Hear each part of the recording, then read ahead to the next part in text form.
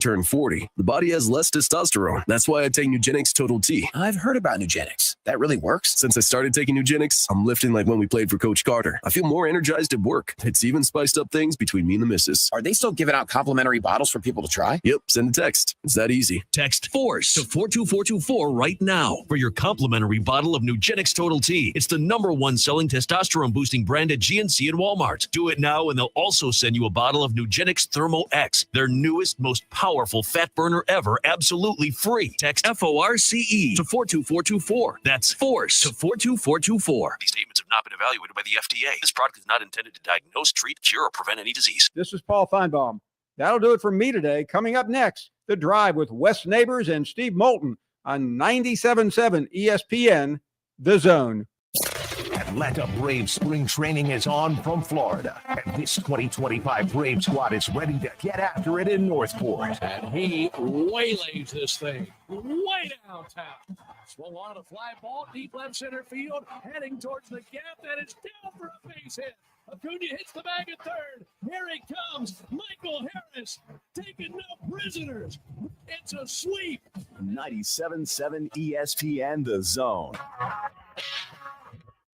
Hey folks, this is Arthur Seaton, managing partner at University Kia, proudly saying Roll Tide and War Eagle. Stop into University Kia today and shop one of the area's largest selection of new Kias, including Fortes, Seltos, Telluride, and Popular Carnival, and fully electric EV6. View all the great specials at universitykia.com and get pre-approved in minutes so you can drive home your new Kia you really want, because we want to see you in a University Kia.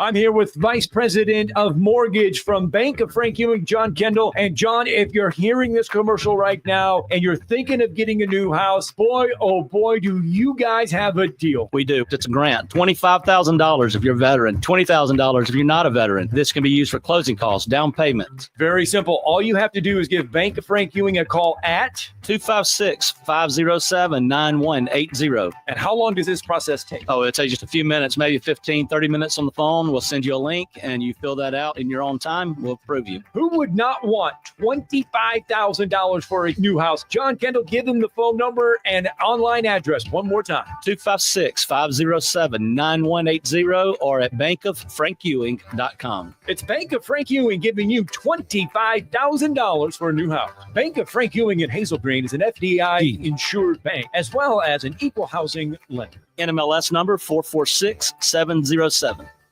Mike Rowe here with a quick question. Have you noticed mold, mildew, bowing walls, or water in your basement? I hope not, but if you have, your basement is losing the war against groundwater. That's where AFS comes in, a groundworks company. They can honestly assess your situation and create a plan to waterproof your basement and stabilize your walls. Schedule your free inspection at afsrepair.com/row. And while you're there, check out my latest dirty job. Licensed in all states where work is performed. See website for detail. No representation is made that the quality of legal services to be performed is greater than the quality of legal services performed by other lawyers. A wise man once said, if you take care of old folks and children, everything in the middle will take care of itself. Hi, I'm Danny Aldridge, lawyer in Alabama and Tennessee. In the next 20 years, the number of those folks over 65 years of age will more than double.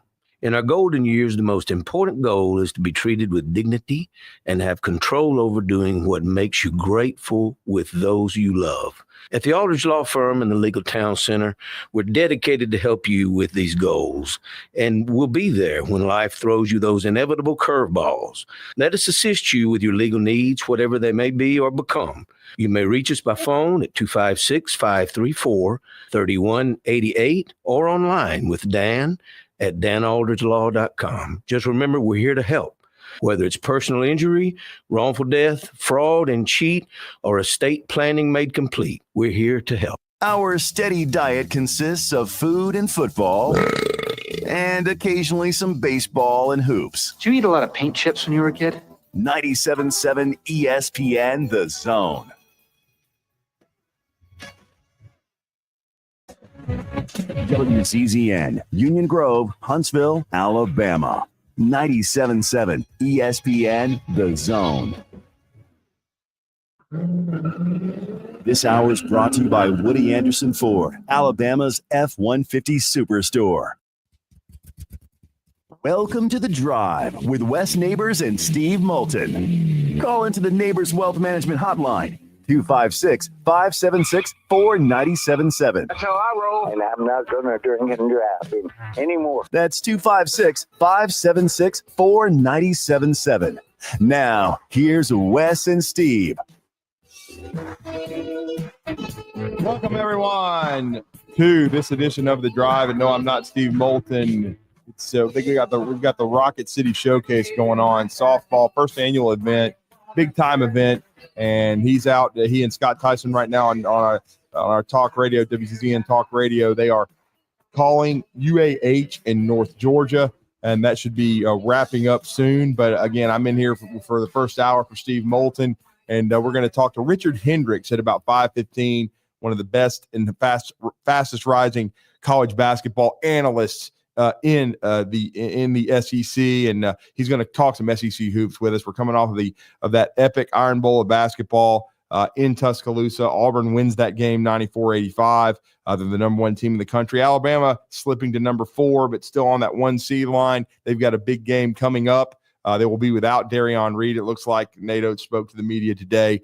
Darion, that hamstring is still giving him some issues. And so he did play a few minutes in the game the other day, had 4 points in the game against Auburn, but likely will not be available as they go to Columbia, Missouri to play Dennis Gates and the number 15th ranked Missouri Tigers. Alabama looking to bounce back. Got 6 games left against all ranked opponents, toughest schedule in all of college basketball. They will be back home Saturday against the Kentucky Wildcats, then on Tuesday at home in Coleman Coliseum against Mississippi State. And then they only have probably the hardest gauntlet to end a season of anyone in the country. That's at Tennessee, Florida at home, and then at Auburn. So a tough 6-game stretch for Alabama. If they can go 4-2 in these last 6, I still think they could be 25-6 and be heading to Nashville with a number 1 seed almost wrapped up in the NCAA tournament. But it's going to be tough, really tough schedule as I'm here with Wes Neighbors. And Alabama came up a little short on Saturday, Wes, but still no championships decided. A lot on the table left for Nate Oates and the Tide. Well, no question. It's going to be hard for them to win. Who's going to beat Auburn? That's the question. I mean, they'll have to have a really big collapse or some kind of injury for them to end up because I guess Auburn's 1 game ahead. Having to play them down there to win, that's a tough road to hoe. I mean, Auburn's the best team in the country. They are right now. I mean, they got 14 quadwood wins. 14. They're going to set a record probably. Yeah, they're really impressive, and I just thought their game plan was. I thought ours was lacking just a little bit in our execution. I was surprised that we weren't ready for what they were going to do because you knew they were going to take the 3-point shots away and see. I do think that the officiating was – I don't think it was bad. I just think that they let them be physical, which was in Auburn's favor, and they were able to knock everybody that's been physical with Alabama through the last 3 years has been it, and we're allowed to be physical. We struggle in those games because of the size of our best player. And when you're able to hand check him and bump him around, which we were doing to them as well, I'm not saying that the officiating was bad again. I just think that it was officiated in Auburn's favor because of the way they play. And when I saw Mississippi State come in 2 years ago and knock us around, if you remember, just and hammer us on the boards and beat us in Tuscaloosa. Well, when you're able to do that and then the shooting doesn't, I thought in the fourth quarter, if Alabama would have shot or the last 5 minutes, which I call the fourth quarter, my dad wouldn't even watch a game to the last 5 minutes. I thought at times we had chances at then to make some threes and we didn't, which would change the game. Well, I think the biggest key, though, too, people have to understand with the way Coach Oates and those guys play. They came into the game shooting 60%, at a better than 60% clip in 2-point land, and had really done a great job of attacking the rim. And attacking the rim and being successful helps open up the 3-point shot because there's kickouts, there's boards, offensive rebounds leading to kickouts. But unfortunately, Alabama, they did out-rebound Auburn, but they didn't finish at the rim very well. They shot 48% from two. Part of it is what you're talking about. They were very physical with Mark Sears. He ended up 4 for 17. I got to give a shout out to Denver Jones, 256. He's from Buckhorn, first 2 years there before going to prep school and then JUCO route and then FIU before going to Auburn. He was outstanding. I mean, his defense on Sears, he made Sears earn everything. And here's the thing. It's hard to get back in the game fouling Auburn because their guards all shoot 90%. Yeah, they're really – so, I mean, it's hard to steal one from them, right? Because that happens occasionally. You know, it's going to be interesting. Last year, to me, when Baker Mazar got kicked out of the game, and they ended up losing that game. He's the wild card to me. I mean, because he's really good, and why he does all that extracurricular stuff, I don't know.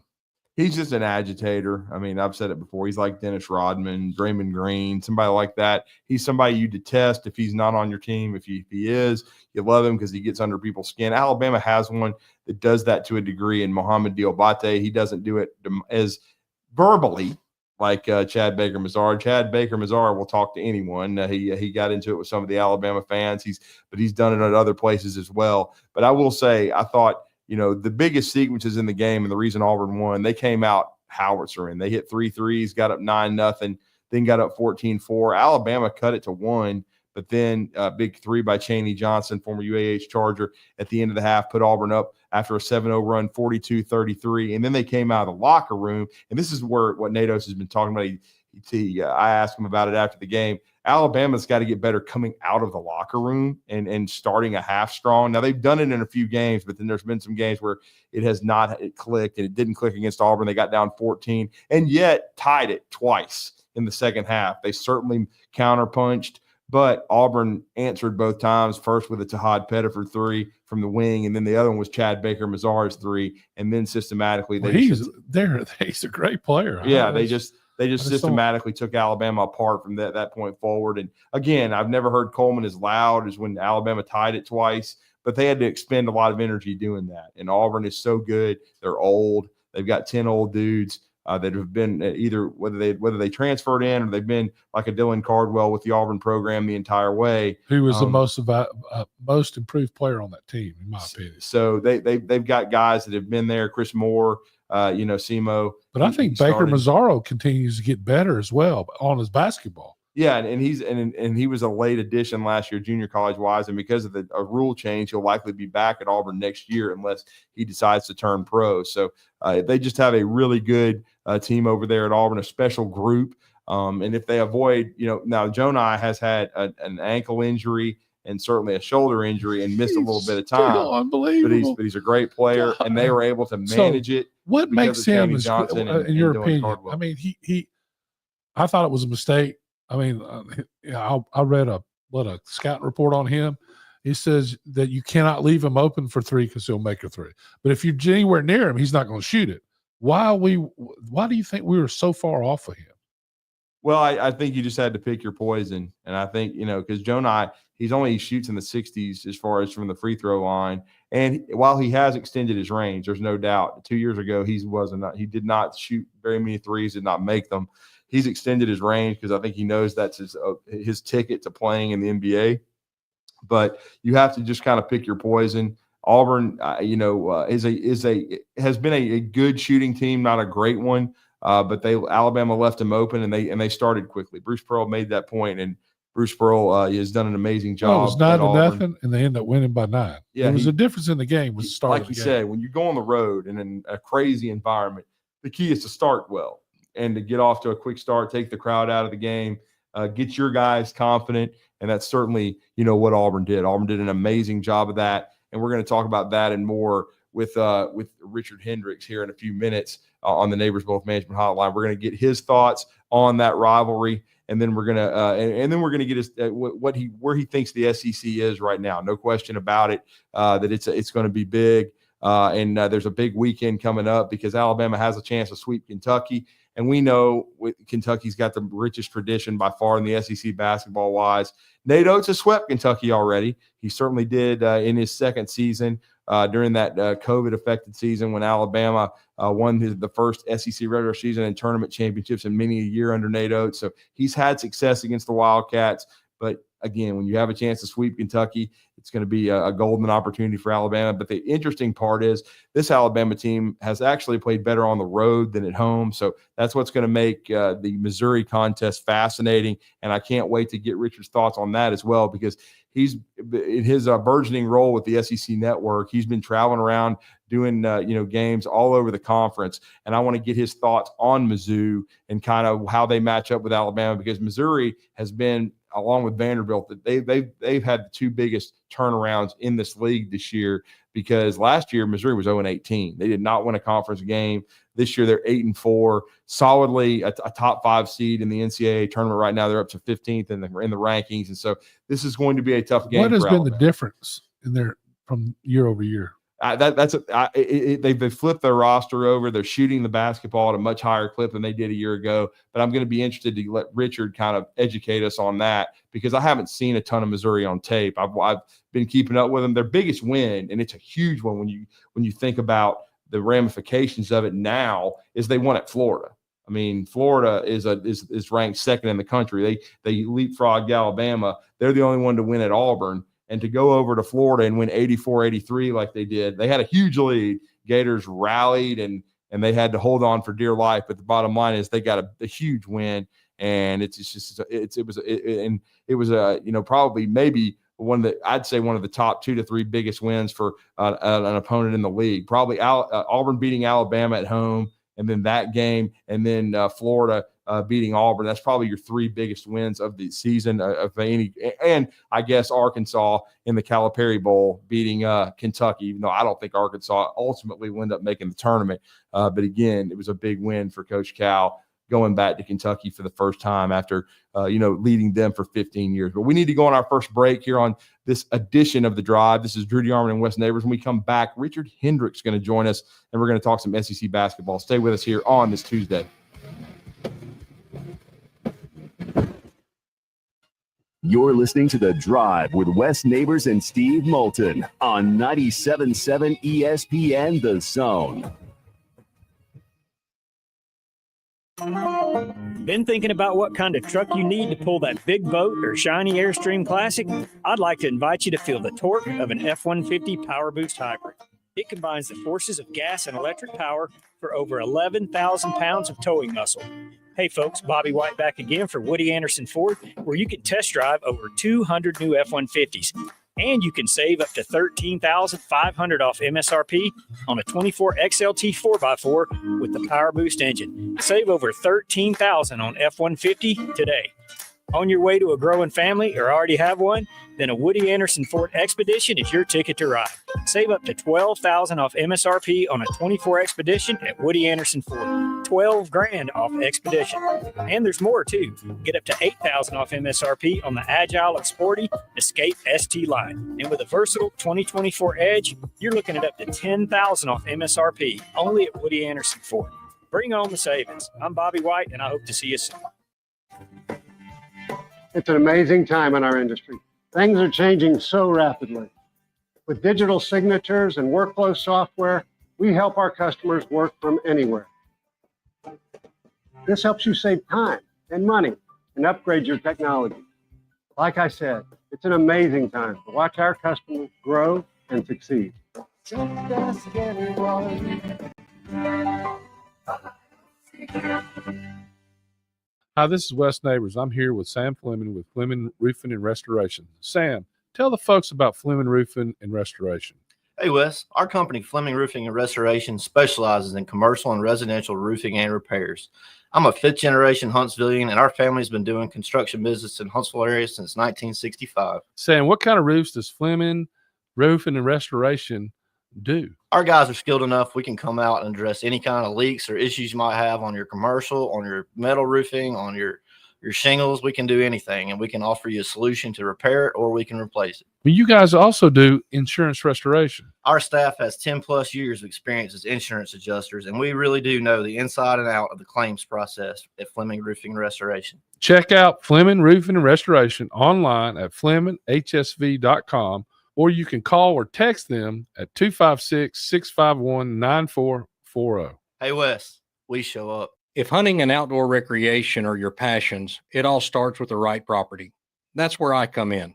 I am Bo Butler with Southland Realty and Auction, a hunting and recreational land specialist and a Jackson County native who sees land through a hunter's eyes. Just as you trust your guide on a big game hunt, you can trust me to find the perfect property for you. Thinking of selling? Let me help you make your land attract buyers. Remember, Bo knows land. Call me at 256-609-0512. Are you tired of power outages disrupting your life?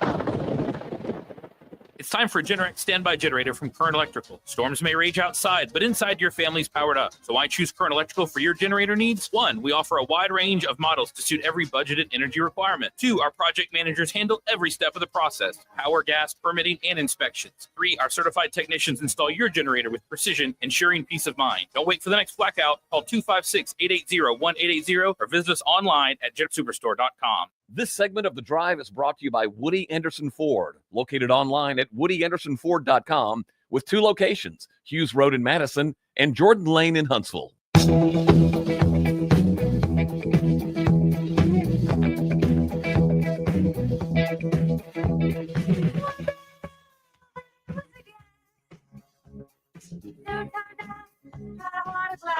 I'm old. I can remember when I listened to this video all the time when I was a kid now. But hey, you know, I'll be the big 5-0 in April. So that's why I got a lot of gray hair. This is Drew DeArmond with West Neighbors. I don't want to hear that. I know. I know. But I remember. I was in college. Where were you, Brian? I was spinning this record. Oh, Brian with a DJ. So nice job out of Brian there.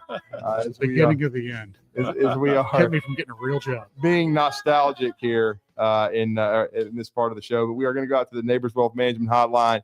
One of my favorite guys. He's a Limestone County Hall of Famer. I think he'll end up in the Alabama State Hall of Fame at some point in time in his legendary career. He's already been honored as an SEC legend at the SEC tournament, which of course is yearly in Nashville, Tennessee on most cases. Every now and then, side trip to maybe a place like St. Louis or even Tampa, Florida. But I think Nashville is going to become the home, hopefully permanently, of the best basketball conference in the country. And that certainly rings true into my ears. And I know our next guest loves hearing that as well. He gets to cover this league now for a living and day to day and go all over the SEC to see the best college basketball in the country. And we're going to talk a little bit about that with Richard Hendricks, who's been kind enough to join us from the SEC Network on the Neighbors Wealth Management Hotline. Richard, you're with Drew and West Neighbors. How are you doing, man? Doing great, guys. Thank y'all for having me. Absolutely. Okay. We haven't spoken with you since the epic, the biggest basketball game in the history of our state. Certainly Auburn proved why they're the number one team in America. Jonai Broome, Denver Jones, you can go down the list. Chad Baker Mazzara, just a great performance all around by the Auburn Tigers. And I thought Alabama played well, just not good enough to win the game on Saturday afternoon. But your initial thoughts on what you saw when the Tigers and the Tide hooked up? Well, my initial thoughts was just how proud I was for the state of Alabama. I mean, this Absolutely. is a state that obviously we as basketball people know how much pride we have in basketball in this state. We know the traditions of the schools and the players and coaches and what they have done historically. And to see a 1 versus 2 matchup on the biggest stage, to have College Game Day in Tuscaloosa, and the views that I were able to see of that crowd and atmosphere in Coleman Coliseum, I mean, it was spectacular. And that was something I think as a basketball guy that I really, really enjoyed to see. It was a great day.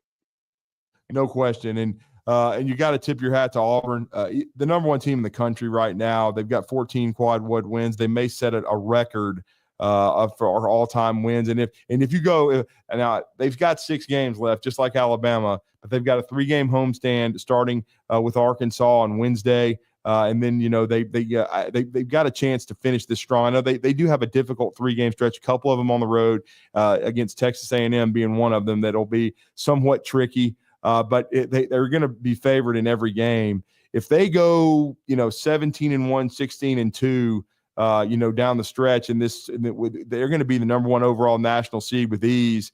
And the Florida team that beat them is now number 2 in the country. And Wes and I were talking in our previous segment before we went to break. This Florida team might be the hottest in the country because now you really put it in perspective what they did in Neville Arena to Auburn. I mean, wow, that's some high level stuff. But this Auburn team, very special right now, Richard. You're right. And I was able to see this Auburn team early on in the year. And a few games later, I was on the road at Tennessee, and we had Joe Lunardi come sit in between us and talk at halftime about his bracketology. And his main thing that he was talking about, that he said he doesn't think that Auburn would go 18-0 in the league. They'll have to lose some, which would change the seeding for the overall seed in the NCAA tournament. But I honestly looked at that schedule, and I said, Auburn can go 18-0. And now they've been able to drop a game, obviously, to Florida at home. But this is a team that's loaded. I mean, they are deep. Bruce Pearl said at SEC Media Days in Birmingham back in October that you need to anticipate this team to play 10 deep. And they've been able to do it. They have a luxury with Janai Broom that they can throw the ball to him on the low block, and he commands a double team. He has a great recognition of how to play that position to make all of the right reads of passing and knowing when to go and take advantage of the self. But it's the guard play. And it's the guard play that Auburn has with their length to be disruptive defensively, to contain their men one-on-one without having to get in rotations and overhelping, and then the shooting ability. You talk about Tapad Pettiford and his ability to shoot the ball from so deep. Miles can shoot the ball from way outside. And when Baker Mazzaro has it going, now you have so many shooters on the perimeter to pair that with the inside play of Broom and Cardwell. They're just a tough team, and they're playing really good basketball. Florida is another team in the conference that stylistically has a similar makeup where you can play an up-tempo style of game with high-level guards with Elijah Martin and Walter Clayton Jr. and Will Richard, but you can also throw the ball inside with Condon and Ruben Chinyalu is really good on the offensive glass, and they've added Micah Hanlon back to the roster, who went out last year in the SEC tournament with a leg injury. So those are the two teams that I look at that stylistically give a lot of teams problems in any type of way, up-tempo, slow down. But at the same time, Alabama is still in this thing and they're national championship good. They have the ability, if they catch the proper matchups, and they can play and dictate their style of play, which is playing from in front and getting out of lead and force other teams to play their style of basketball, which they were not able to do Saturday against Auburn. They're another team that I think at the end of the day, and also you talk about in Nashville at that SEC tournament, who can be cutting down the nets. So, Richard, when you watch Auburn and Alabama this week, what does Alabama have to do different to beat Auburn? Or is Auburn just a really bad matchup for Alabama? It's a tough matchup for Alabama. Now, Alabama can beat them, but I think, like many people always look at, you say you have to hit shots. Now, the question is, when you look deeper into it, how do you hit shots? And the way that you hit shots is to get open. And you have to get open by doing your work early and setting better screens, which is physical at the point of attack, to create the separation so you can get freed up and not have the contested looks. Alabama likes to get out and run in transition. And oftentimes, Auburn was doing a really good job of getting back in transition, understanding where the shooters were. And then when you have the bigs down low, you go down into the paint, they were getting bottled up with their shots at the rim, blocking the shots. So it's the recognition that when Auburn forces you to come down in half court and slow down the game and have to execute in half court set, you have to do a much better job of when you're setting those pin downs, when you're setting ball screens, that you're going to have to do things like hold the screen just a tick longer as opposed to slipping out and trying to think that you have that advantage, because it's difficult to get that advantage when you got 6'6" guards like Auburn has on the perimeter that can still fight over top of ball screens and contest shots. It makes it much more difficult. And then when they force you to drive, they're barreling you down and forcing you down to 6'10", 6'11" shot blockers.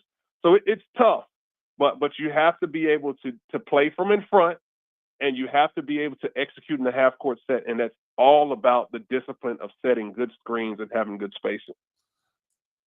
So is that why we out rebounded Auburn? It looked like as soon as they shot, they weren't worried about getting a rebound. And they made a lot of shots for one thing, but they would fly back and we would get the rebound and we out rebounded them, but they play such good defense, it didn't really matter. Yeah. And listen, at the end of the day, I don't care if you're coaching third grade basketball or in the NBA. the teams with the best players have got the better chance to win. And Auburn is talented.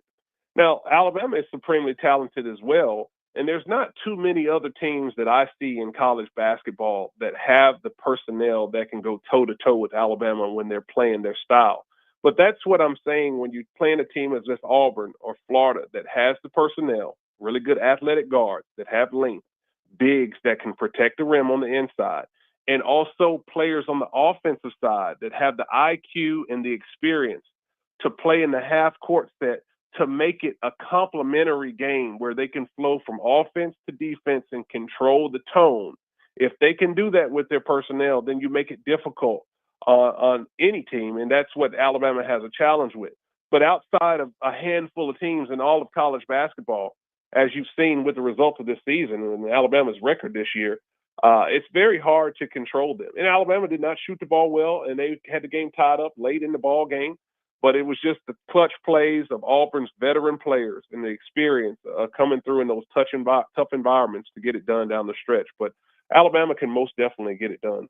And now we'd see where Alabama's got to go. And this is where I really wanted you to delve into it, because I've only seen a little bit of Missouri. I haven't seen a lot of them. But we know Dennis Gates is completely 180 this deal. They went 0-18 in year 2 under him after having a great year the year before. Our guy Kobe Brown became a first-round pick. They went to the NCAA tournament.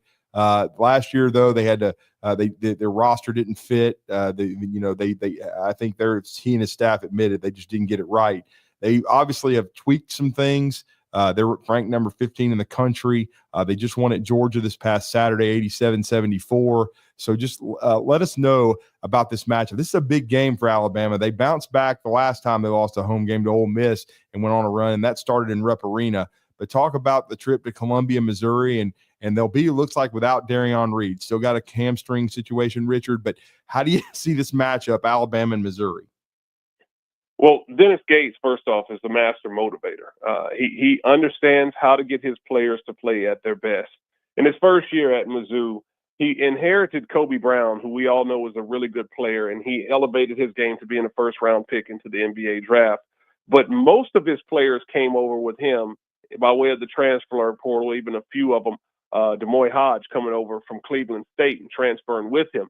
In his second year, his team was hindered by some injuries. And the main guy who missed a significant amount of time that season has become a major contributor, and that's Caleb Grill. This guy's one of the best shooters in the country, and he comes off the bench. That thing's locked and loaded, and he can knock down shots at a high level, shooting with a lot of confidence. And as well as he has Mark Mitchell at 6'9", this is a matchup problem. He can draw fouls and get to the free throw line. He can take advantage of having his size ability over other players that are much smaller, or even take the advantage over having a slower-footed player around him. But this is a team that fights. They play with a lot of confidence, and it's an MO of what Dennis Gates has been able to do. This was a team that went 0-18 last year, but they had multiple chances to win games, and they just couldn't get it done down the stretch.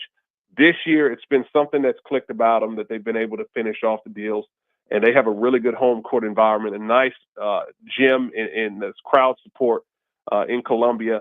So this will be a big game that they're going to be anticipating the Tide to come in. I do think Alabama has the advantage over them as far as their talent, and they have something to play for to see if they can bounce back.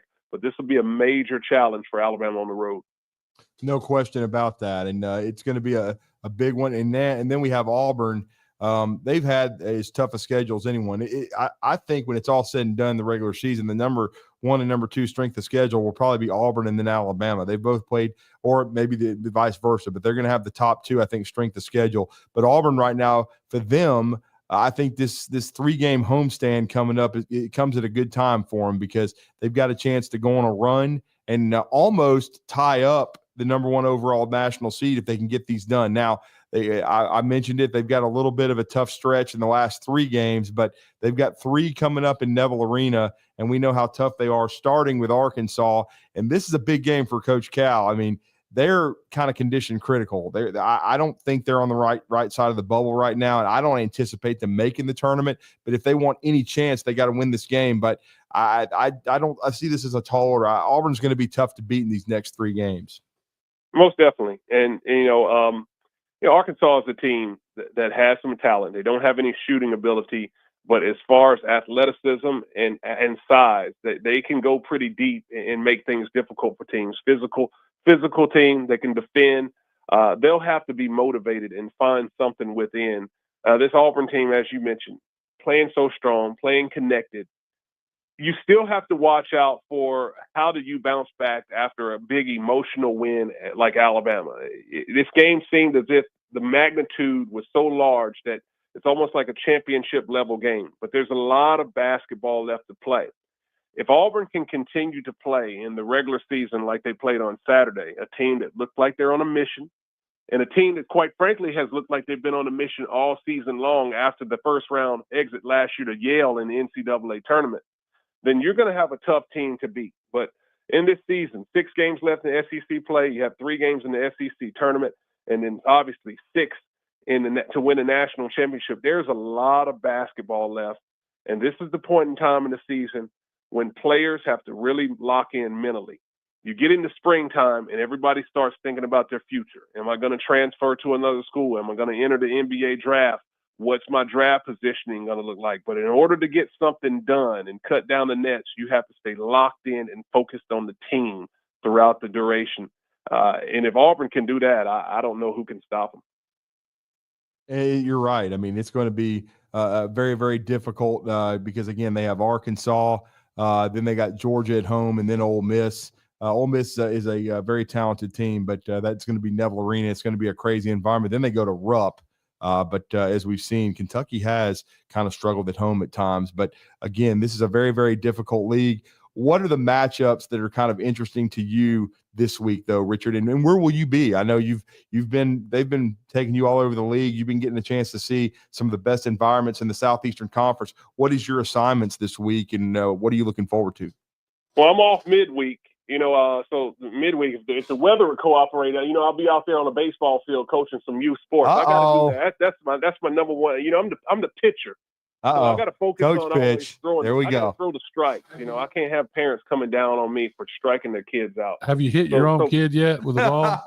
Oh, I have. But they hit me too with some comebacks. I've got hit with some comebackers too, and so I guess that's the biggest thing. It's a lot more pressure when you're throwing to your own kid for some reason than the others. Because if you don't strike, if you don't throw them a good pitch and they don't get a good hit, then you know whose fault it was, and you don't want to hear the blowback. But I tell you, I'm off on the midweek with that one, but I'll be this Saturday. I'll have Arkansas and Mizzou, so I'll get a chance to watch Mizzou against Alabama on the midweek, and that'll help my preparation for that one.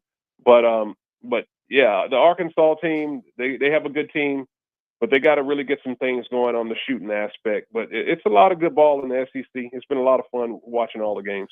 So Florida beating Auburn. How you watched that game? And Drew mentioned this earlier. You watched them the way they handled Alabama. It makes it just make you think how that this team has a lot of upside to be able to go into Auburn and win like they did. Oh, absolutely. I mean, Florida is national championship good. They're well coached. They understand what they're doing. They have experienced guards.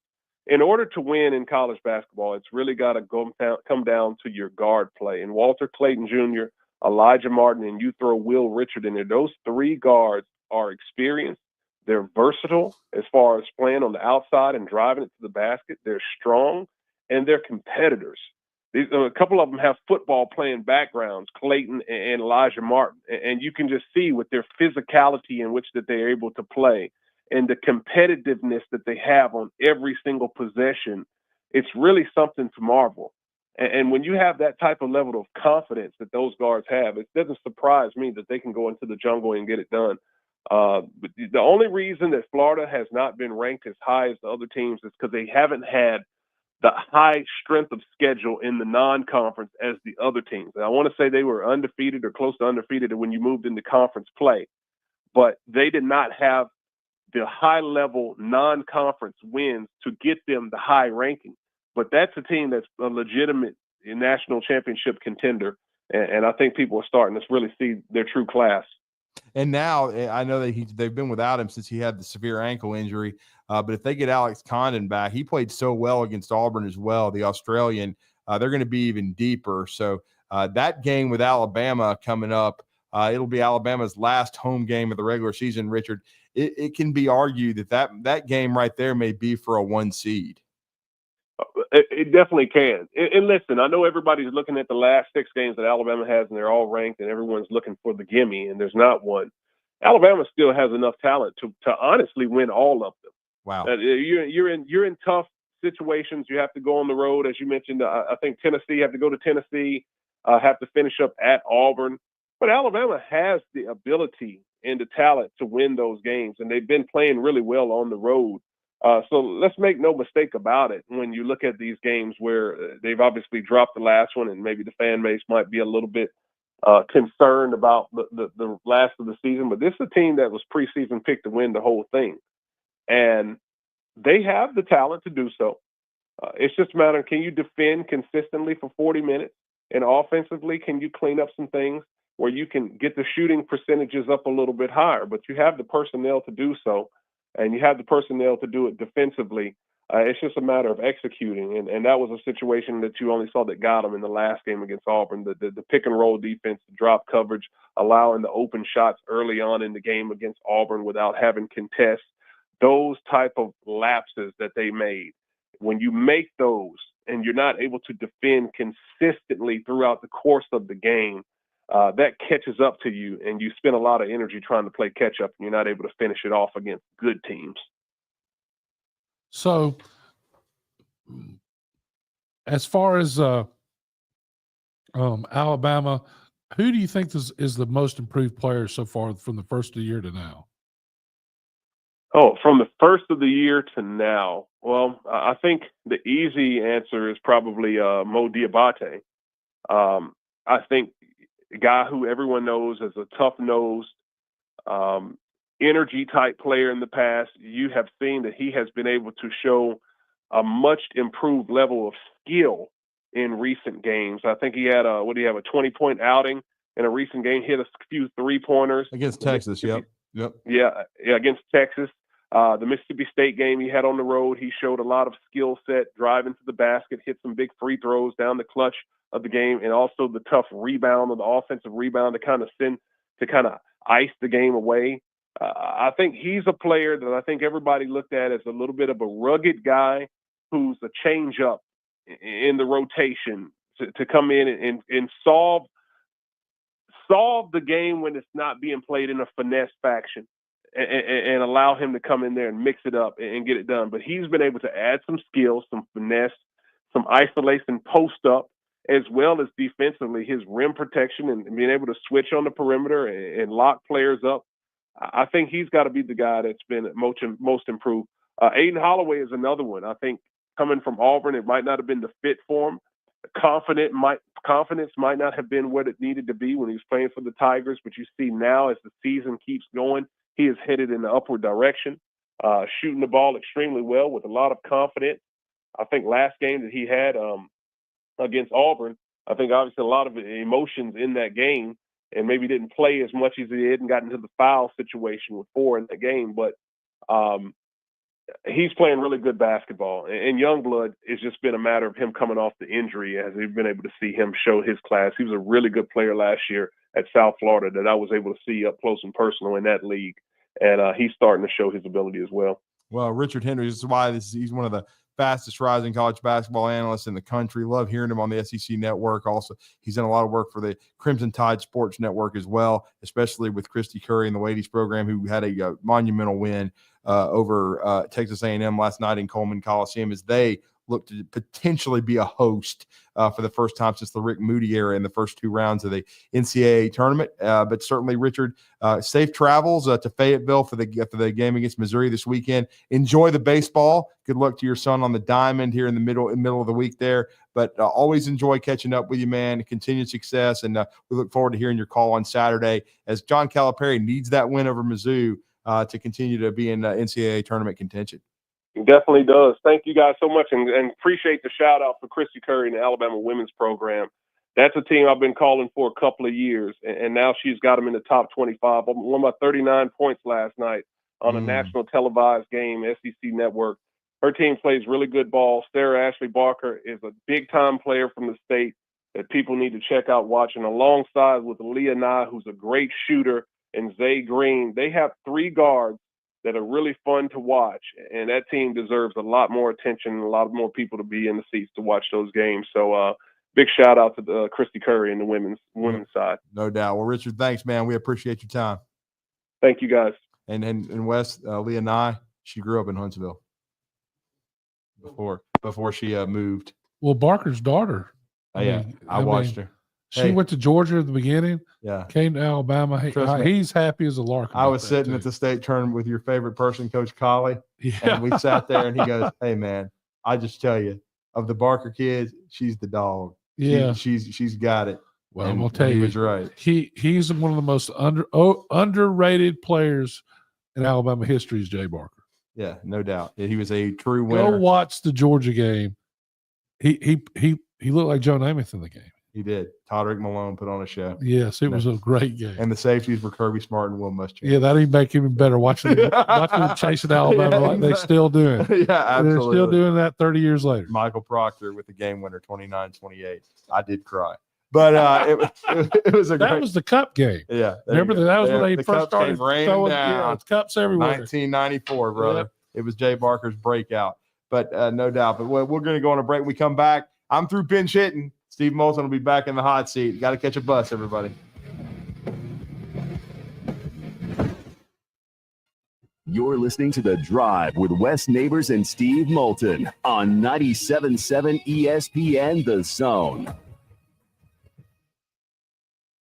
I'm Luganville here for my friends at Woody Anderson Ford. Bobby White and his team take great pride in their service department, and you can see it the moment you walk into those beautiful new service lanes. And just like a championship team, they all work together to make sure your experience is second to none, whether you drive a Ford or not. Also, check out the gold certified pre-owned inventory at Woody Anderson Ford for great deals every day. Stop by and see them at Jordan and Sparkman or at Woody Anderson of Madison on Hughes Road, or visit WoodyAndersonFord.com. Hi, this is Wes Neighbors. I'm here with Sam Fleming with Fleming Roofing and Restoration. Sam, tell the folks about Fleming Roofing and Restoration. Hey, Wes. Our company, Fleming Roofing and Restoration, specializes in commercial and residential roofing and repairs.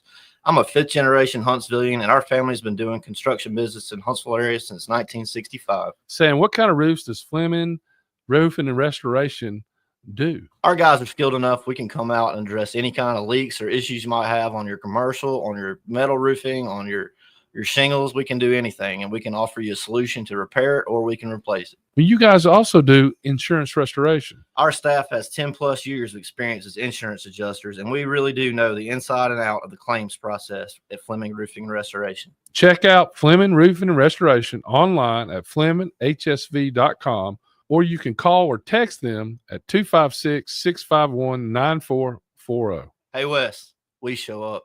By now, you know about Eagle Masonry and Insulation, and maybe you know that Eagle also does landscaping and dirt work. But how about after paint work? Shower doors, shelving, and mirrors, all taken care of by Eagle, the same Eagle that takes care of all your masonry, insulation, and landscaping needs. Eagle brings the same level of expertise to all these disciplines, and they're ready to provide you with a free quote. The website is the same, insulatewitheagle.com, as is the phone number, 256-755-1556. Give them a call and see what Eagle can do for you. Eagle saves you time. Eagle saves you money. SportsMed is the official team physicians of the Rocket City Trash Pandas. And if the pros trust SportsMed, you can too. SportsMed provides every service you might need for complete orthopedic care, specializing in orthopedic surgery, sports medicine, joint replacement, spine surgery, neurosurgery, and podiatry. And they offer their own brace shop, in-house full-body MRI, physical therapy, walk-in clinic, and so much more. 4 locations and on the web at sportsmedalabama.com. The state's largest orthopedic group is growing to meet the needs of the patients in our community. The Orthopedic Center has long been the most trusted name in orthopedics in North Alabama. So as our area continues on the fast track, so does the need for premier orthopedic care anywhere and anytime you need it. TOC is proud to announce the opening of our new locations in Albertville and Hampton Cove, along with the grand opening of our newest office in Decatur. These clinics will offer the same high-quality orthopedic care you have come to associate with TOC, with the convenience of being closer to home. As a patient, your time is your most precious asset, and we recognize that at TOC. That's why we are also proud to announce the opening of our urgent ortho clinics to handle those bumps and bruises that need prompt attention. These clinics are available to care for acute orthopedic injuries with no appointment necessary. With 38 physicians, 20 centers of excellence, and now more than a dozen locations to serve you, TOC will continue to be the name you turn to for the best orthopedic care at the right time. Visit our website at visittoc.com for more information. TOC, helping you live a better life. From the Fox 54 Weather Center, I'm Chief Meteorologist Jordan Dressman. A little bit of light snow is going to be likely across the Tennessee Valley as we head into the overnight early into your Wednesday morning. Temperatures dropping into the mid and upper 20s. Accumulations are going to be minimal at best. The best chance for any accumulating snow is going to be north of the Tennessee River and then more specifically across northwest Alabama. Now, we're going to be dry through a good chunk of Wednesday afternoon, and temperatures are actually going to climb into the mid and upper 30s. So that means whatever does fall is just going to melt through the course of Wednesday afternoon. I'm Chief Meteorologist Jordan Dressman on your home for ESPN Radio, 97.7 ESPN The Zone. The Drive with Wes Neighbors and Steve Moulton. Listen weekday afternoon starting at 5 on 97.7 ESPN The Zone. It's perfect.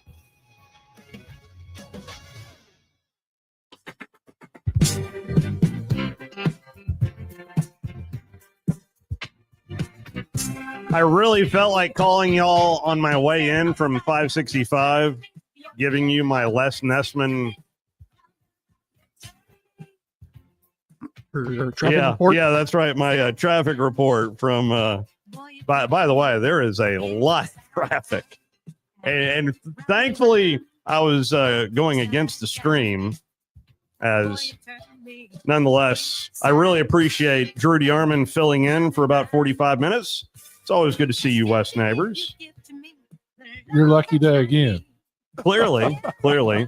And lucky to get Richard Hendricks on as well. Very good interview. He is a rising star in the business. And lucky to have him in our own backyard here in North Alabama, a member of the Limestone Sports Hall of Fame over there. And was interesting to hear his thoughts on Alabama-Auburn in particular. And listen, it's just one matchup of potential of 4, but I am really curious to see how Alabama attacks it here in a couple of weekends at Auburn, because there's always adjustments. There's always adjustments. Yeah, it's going to be hard to win down there. I mean, I've been going for 10 years down there, I think, with my buddies. Yeah, and they're so nice. They're we go have a great time, and I enjoy going and seeing people I don't usually see, and we won once. Well, that's why they keep inviting you. There's no question. These are Auburn folks. And there's another Alabama guy out there. We're 2-2, but it's funny now though. I mean, all my Auburn buddies are calling, asking me. I mean, I'm literally. Are you going? Oh yeah. Okay. So yeah. So in the last week, I've had 2 or 3 of them say, "Hey, where are you going to be? This and that." They're all, it's fun. I enjoy it. It's a great atmosphere. The jungle is unlike anything I've ever experienced on a basketball side. And I don't mean anything away from Coleman. It's just because everything's right on top of you. Yeah, that's what I'm talking about. I don't understand people that think we ought to tear down Coleman and build that. Oh, no, I didn't mean it like that. Because it's like 90-something, 100, and there were how many people at the game? It's just that Alabama's basketball is rising, and I think they ought to keep Coleman and keep the seats and use the money for NIL. You know what I would love to see? I know the mock-ups of what they were going to do, of maybe steal a couple of ideas from Butler's. Well, you just didn't hear me though. I said, why would you spend all that money? Because of NIL, I get that. And the place is not bad. No, I heard you. Yeah, I did. So I don't get why would you change anything? Why are you going to spend 150, 200 million or more to build a stadium when the stadium you have now isn't that bad? They just need to put people in it, which they're doing. They have sellouts. So I think that time has passed, in my opinion. There's other things you can do. I think they've done a lot of good things. I've been to the Auburn and then I've been to where the high dollar people go, to the underneath the stadium. It's nice. It's really nice. But Alabama lower gym is no, it's not lower gym. Well, there's so many gyms inside. You don't want to. when you play there, you end up finding all the lower gyms. Yeah. Right. Well, we did a show from the media area. That's right. That was a long time ago. It was a very long time that's ago. where And it was around the corner from the lower gym. That it was awful. I mean, there's racquetball courts. I don't know if they're still there. There used to be racquetball courts. Really? Down there. There's another there's actually 2 gyms there. There's a lower basketball court. It's called the lower gym. It's where we went to throw up. I mean, they called it fourth quarter, but it was more like a throw up thing. And I never really threw up to somebody else. I can't handle it. My Achilles heel is my stomach. I had a weak stomach. I had one conversation with Ozzie Newsome about this. Oh, yeah. And he said just point blank that Coach Bryant would not empty those until they were filled up. Well, I couldn't handle that. I mean, I was there. I mean, listen, it was I ran every square inch of Coleman Coliseum. We hopped the stairs, but it's a 330 is around and you don't want to tear it down. That would make me want to tear it down more than anything. Poking hole in the yard. And we had this guy named I'm not going to say his name. His nickname was Food World. So he's a little overweight. Okay. And the worst time I've talked about this, and so we were going through fourth quarter and we were running the 330, which is around the Coliseum, the outside part, and then we'd hop the stairs and then we'd run the stairs. And if you were supposed to be hopping and one foot hit like it goes like this, right? Not like that. Yeah. That was a free one. You had to go back and start over. Oh no. Oh yeah. Yeah. And you will not have believed sounds awful how big the steps are at the top of that thing. Oh really? They get big. I mean, like not a normal step. Like, yeah. They're a huge. giraffe step. Yeah. It's like a step and a half as you get to the top. Anyway, I think my time was like at 7, and the 6 o'clock group would already been there, and you go into the to where you get dressed, and Food World had fallen out, and they had chalked him like a dead person. Oh. They didn't even help. I mean, yeah, they did eventually put an IV after he laid there a little too long.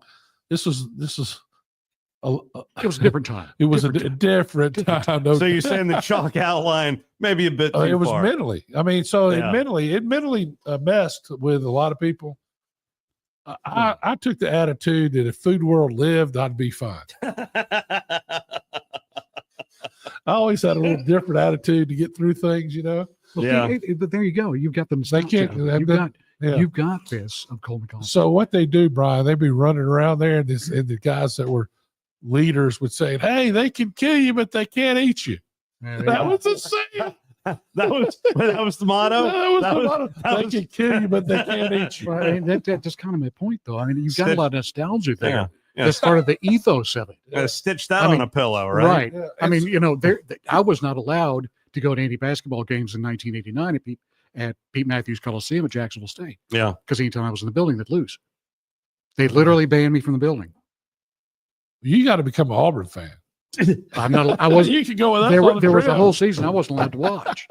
I mean, my mother put me on the back porch. Sweet little Baptist woman she was. I was scared of her. She put me on the porch because Auburn would lose if I'd watch the game. They call me the party killer because I say stuff into its drums. Well, I was around several people like that in college where you had to sit in a certain place. Oh, yeah, I grew up, my aunts would take their clothes and turn them on backwards if the Alabama was losing. It was just, I mean, everybody has their thing. We actually did it one time in our house too. It worked. It worked. It worked. Listen to you. It worked. Yeah. It was the Alabama game in 2009 where Alabama came back and beat LSU in overtime. Okay. That was a game. We had them all, and Connor was one of the ones that had his clothes inside out. So wow, that turned. Yeah. We should have took a picture. The best picture that they did, and you saw it, we didn't ever put it out because we didn't want people making more of a deal of this. They came to a Halloween party in Huntsville. Yeah. and they didn't have any, just happened to be home. That's the off week before the LSU game. That's right. Nick Saban's birthday. That's right. And they each dressed as like they switched. They each had their what's it called? Their sweatsuits, The right? pullovers. Yeah. But they had the bottoms and the top matched. Yeah. Well, they went to Halloween. Wesley had the LSU stuff, and Connor had the Alabama stuff on. Wow. While they were playing for us. Wow. And I have a picture of it with I never saw that. I would remember that. Yeah, so we didn't really put it out very much because of the. You told me about I that, told but you I never because saw it was the with picture. one of my. Yeah. My cousin was married to a guy, we call him Girly Man. He just passed away. And he was really? one of our favorite people in the world. Yeah. And he was in the picture, and that's special to us. So, yeah. If you'd like to join in the conversation, what superstitions do you have on game day? I'd like to hear them. Because I know you have them. If you listen to a sports talk radio station, I know you have them. 256-576-4977, the telephone number. I am just getting in from the Rocket City softball showcase, and Chargers lost to, I keep wanting to call them the Saints, but they are the Nighthawks of North Georgia. They used to be the Saints, but they're just always, to me, will be the Saints. But 2-1 was that final score. Great game. And I'm telling you, if you've been to Toyota Field just to see the Rocket City Trash Pandas or some college baseball, what they have done to turn this into a softball facility is just first class. And I was amazed because they moved home plate back 17 feet where they're trying to lessen the angles. Because in softball, you don't have a whole lot of foul ground, but the fence is basically cut in the outfield almost in half, maybe a little bit more than a half. But it's so well done. If you happen to be heading out to see Alabama play, they're taking on Jacksonville State. They were warming up as I was leaving. A 2-1 win, though, for North Georgia over UAH. Katie Bracken pitched awfully well, a very tight strike zone there. But you heard that game over on Talk Radio WZZN. In fact, Talk Radio WZZN about to flip over to Bill O'Reilly coming up at the top of the hour. But we've got a full hour in store for you right here on 97.7 ESPN The Zone. There's no spin here either. Zero. Just lower Jim. Just all about lower Jim. So it was awful. 256-576-4977, the telephone number. And I'd like to dive into, now that the first portal period is done, maybe dive into a little bit of some questions that you, the fans, have on your biggest question marks for both Auburn and Alabama. I was going to dive into both the Crimson Tide and the Auburn Tigers, what's coming back, what to expect, and maybe some expectations. 256-576-4977, the number to join us after Sports Center here at the top of the hour. We'll be right back.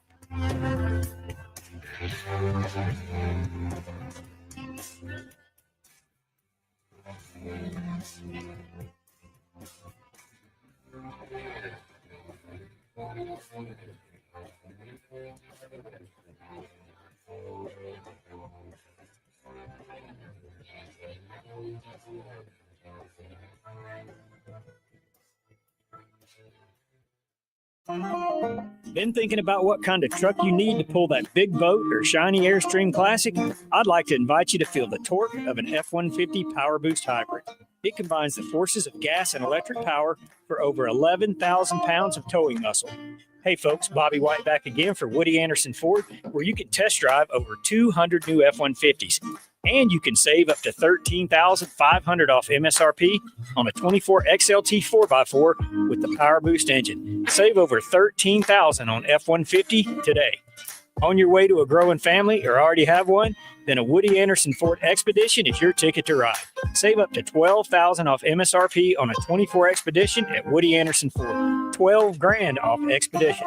And there's more too. Get up to $8,000 off MSRP on the Agile and Sporty Escape ST line. And with a versatile 2024 Edge, you're looking at up to $10,000 off MSRP only at Woody Anderson Ford. Bring on the savings. I'm Bobby White, and I hope to see you soon. WCZN, Union Grove, Huntsville, Alabama. 97.7 ESPN, The Zone.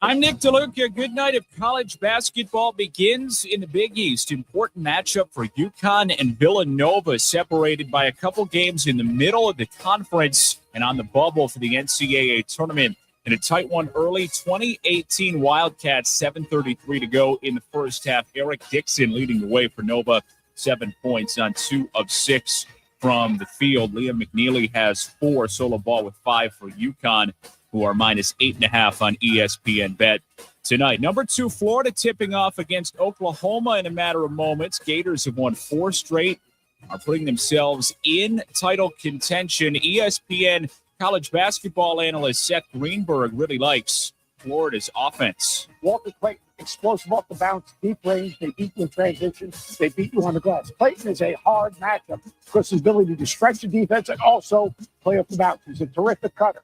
But it's not just him. It's Aberdeen. It's Richards. Up front, they got Ruben Chidilo, who protects the front of the rim. They rebound almost 40% of their missed shots. Greenberg on SportsCenter. Florida favored by 13.5 on ESPN Bet tonight. The game on ESPN2. In the NFL, Andy Dalton heading back to Carolina. Veteran QB signing a 2-year, $8 million deal with $6 million guaranteed. Dalton helped mentor starter Bryce Young to a much improved second season. Made 5 starts early last year, throwing for 989 yards, 7 touchdowns, and 6 interceptions. Hey, it's your resident Super Bowl champ, Chris Candy, coming up Wednesday. We are weeks away from free agency in the NFL, but it's never too early to tell you the best landing spots for the best available players. It's Unsportsmanlike, 6 a.m. Eastern, right here on ESPN Radio, ESPN2, and ESPNU. 97.7 ESPN, The Zone. Welcome to The Drive with Wes Neighbors and Steve Moulton. Call into the Neighbors Wealth Management Hotline, 256-576-4977. That's how I roll. And I'm not going to drink and drive anymore. That's 256-576-4977. Now, here's Wes and Steve. Hour number 2 on a, what is it, a Tuesday? It tells you how long this week has already been to me. We are, by the way, there is a number of school systems that have already let out for tomorrow. And if you happen to be driving home right now, well, there is a reason why, because beginning tonight at 9 o'clock, we are under a winter weather advisory, and it goes through tomorrow at 11 a.m. And at least according to the National Weather Service, we have a 70% chance of accumulation in the Huntsville metropolitan area. This, according to the National Weather Service, whose offices are literally across the street from UAH. So plan accordingly, but just know that there is a number of school systems that have already kind of bowed out and getting ready for tomorrow's wintry mix. There is a number of closings that have already been posted. Colbert County schools are closed tomorrow. Sheffield City Schools, Muscle Shoals City.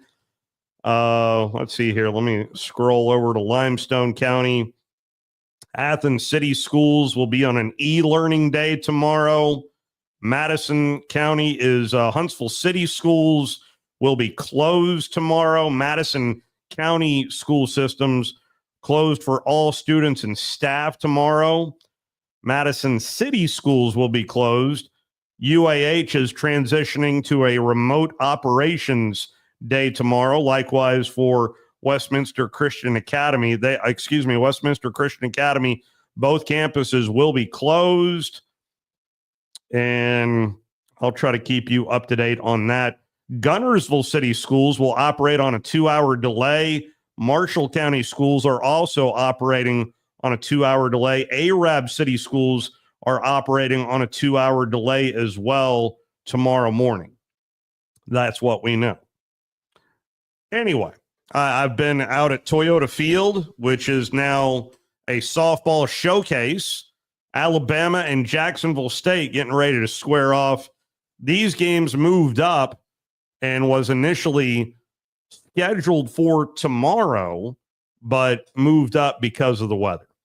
I mentioned about some expectations and some thoughts now that the first transfer portal period is done on college football. Quite frankly, it's a big year for both Kalen DeBoer and for Hugh Freeze. It is. It is a very big year for both of these gentlemen. Wouldn't you say it's a big year for all college coaches every year? I mean, I don't think, I mean, if Kalen DeBoer wins 9 games, he's going to face criticism. If it was his first year. No, listen. So if Kalen DeBoer wins 9 games this year, he'll face criticism. Yeah, he'll be in some trouble. If Hugh Freeze wins 9 games, he'll be a hero. They'll throw a ticker tape parade. You can't say the same thing about both. Well, it is a big year for both. But it's a big deal for all the coaches. If Kirby Smart wins 5 games this year, he'll get away with it. Well, for a year. Yeah, he can get away with it. They'll be going nuts over there. Oh, they will. So yeah, I mean, they will. So every year is an important year for a college coach. You can't have off years or you'll be gone. I wonder about Jackson Arnold and whether or not he's the right guy to give the keys to there for the Auburn Tigers, but they have clearly, so I'm not impressed with him throwing. It's like he beat Alabama, so they want him.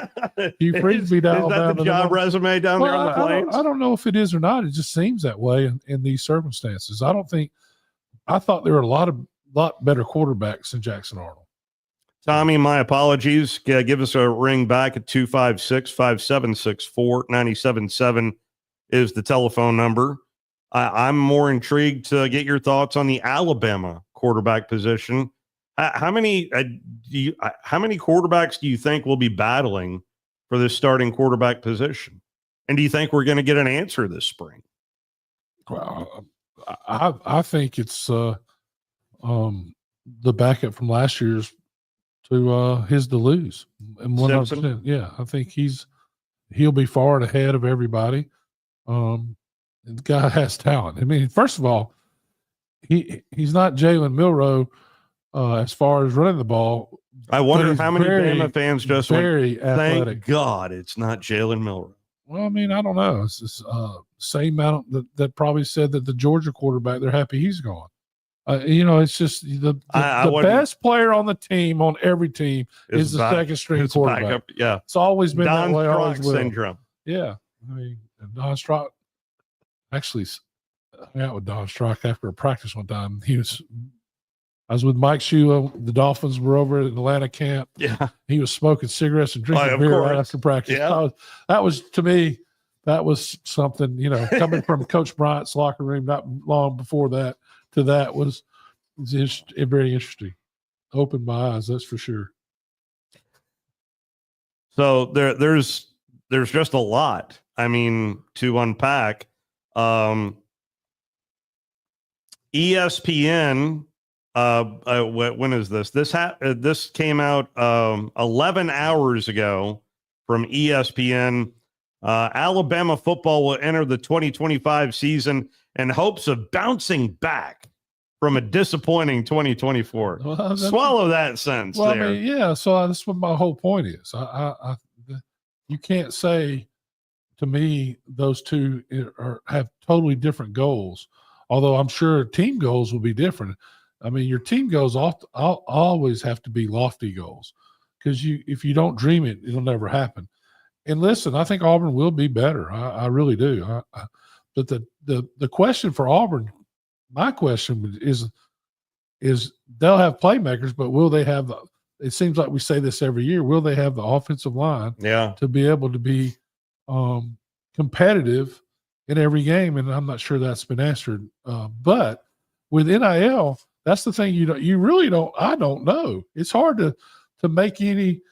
Now more than ever, the predictions are very hard. Although it was very easy to say Ohio State was going to be good last year but it's obviously not that easy to say Auburn's going to be that good next year. Which I mean, and maybe I'm missing something, but it was pretty. Ohio State at the beginning of the year was an odds-on favorite to win it. Yeah, I don't think Auburn will be in that same situation at the beginning of the year. Not to say that won't be their goal, though. I mean, the year we were 5-6, our goal was the national championship too. It just didn't quite work out that way.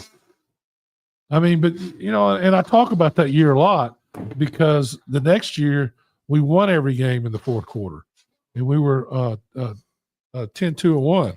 The year before that, we lost every game in the fourth quarter. The winning between winning and losing is not very much, and I can attest to that because we had successful years and we had one very unsuccessful year, one average year between. So it's kind of there's not much of a difference in winning and losing. I'll tell you the most important thing is turnovers. So if you turn the ball over, it's hard to win a football game. And Alabama found that out the last 2 out of 3. Is breaking down exactly who's coming back and just the chemistry of a football team. So it's not the same as when I played because you have so many different players coming in now. I mean, Alabama had a 40-person or 30-something person roster turnover of players from year to year. Now, I don't know how much it'll be this year, but you're having that and how people mix and how you get them on the same page. You think Ohio State was lucky, really, that they made the playoffs. Yeah. They could have easily not made the playoffs. They had several games. Had this been the BCS, they would have been done. Yeah. So, yeah, it takes a lot to put – and they got that team – it took a loss to their rival to get them to come together. And, they were going to fire their coach, and they gave him a raise. Yeah, and $12.5 million now. Now he's lost all his assistants, and he has a tough road to hoe next year, I'm telling you. Games that will define each top college football team in 2025. This from ESPN.com. Take it for what it's worth. For Ohio State, it's Michigan. Yeah, but if they lose 3 games before Michigan, they're going to be on them. So, and then if they win Michigan, it's not the only game. So a lot of this stuff's just total nothing else to talk about hyperbole, right? I mean, Texas's season-defining game, Texas A&M. It's going to be all of them. The Texas A&M plays Ohio State earlier, right? I mean, Texas plays Ohio State earlier in the year. I do. Yeah, sure. That's going to be. That'll be interesting. I think Texas will win the game. Georgia's season-defining game, Alabama, on September the 27th. Yeah, well, it has to be. I wonder if that's already been labeled as a blackout game. I hope so. We can only hope. I love going to field. Yeah, I know. I know where I will be on September the 27th. There between the hedges, and I'll get the look from Scott Howard, the play-by-play voice of the Georgia Bulldogs, that what are you doing here again look. Gunnar Stockton, your odds-on favorite to be the Georgia's signal caller, coming off of that performance. I thought he played well. In the game they lost? Yes. You didn't watch the same game I did. So you didn't like how he performed? No. In that game, no. What? How many points they scored? They were how many? I don't even. I thought he played horrible. South Carolina's season-defining game, Alabama, October 25th. Are you sensing a trend out here? Yeah, Bama just trying to, bounce back. Alabama's season-defining game, Tennessee, I think they're all October the 18th. If you win that one and don't win the rest of them, you're in trouble. I think this is kind of a silly because all of them are important. I mean, if you're trying to win a national championship or even go to the playoffs now, which is getting more and more less elite, it's going to be really easier the more you do it. I mean, so what they're talking about doing is to me asinine. The season-defining game for the Ole Miss Rebels. Now, keep in mind, Ole Miss is losing a lot, and most notably Jackson Dart at the quarter. I would argue Georgia lost more than they did. Okay. With what they have coming back. The season-defining game for the Ole Miss Rebels, this according to ESPN.com, Florida on November the 15th. They got to play Georgia, too. No, I think it's Georgia. And by the way, just for Tennessee's season-defining game at Alabama. So there is no one game season-defining. That's what's so silly about whoever wrote this thing. This is ESPN.com. There you go. And it is a conglomeration of reporters that there was no one that attached their name to either. this article at ESPN.com. But again, it lends me back to the fact that Alabama bringing in a new offensive coordinator and someone that Nick Saban wanted. And that's what I'm hearing a lot from Bama fans. Well, they brought him in last year. This is the guy that Nick wanted. This is the guy that Nick wanted. Well, I think ultimately, much like when Nick Saban was there, the DC always changed, but the head guy was always there. It to me, your OC is still there. That's Kalen DeBoer. Well, the offensive coordinator was from last year still there. Yeah, too. he is. He's now the quarterback coach. Yeah. Well, he's actually assistant offensive coordinator. That's what he is. I think his title is. Wow. And I'm sure he didn't get a decrease in salary, right? No, I wouldn't think so. Listen, I don't. The issue is to me last year was I don't think that I'd like to have somebody disagree that they didn't think Jalen Milroe should have been benched a couple of times last year. I don't know. Most notably the bowl game. Well, I think most notably the Oklahoma game. Well, that too. Yeah, when he threw those when he yeah. looked awful the second half. He looked like halfway through the third quarter. Well, when he tried to the slide tackle on the guy after he threw it right to him, there was a bunch of places I would have let him sit down and think about it for a minute. I'm not saying I'd keep him on the bench. I'd put the other guy in. How can you do any worse? I mean, you're. But it is hard to know because we're not at practice. I mean, you're not at practice, but it doesn't take that to see a guy. There's no doubt that Jalen Milroe struggled. But yeah, he struggled. He was playing awful. It wasn't struggle. It was awful. He was a turnover machine. He turned the ball over 4 times for the last 3 games.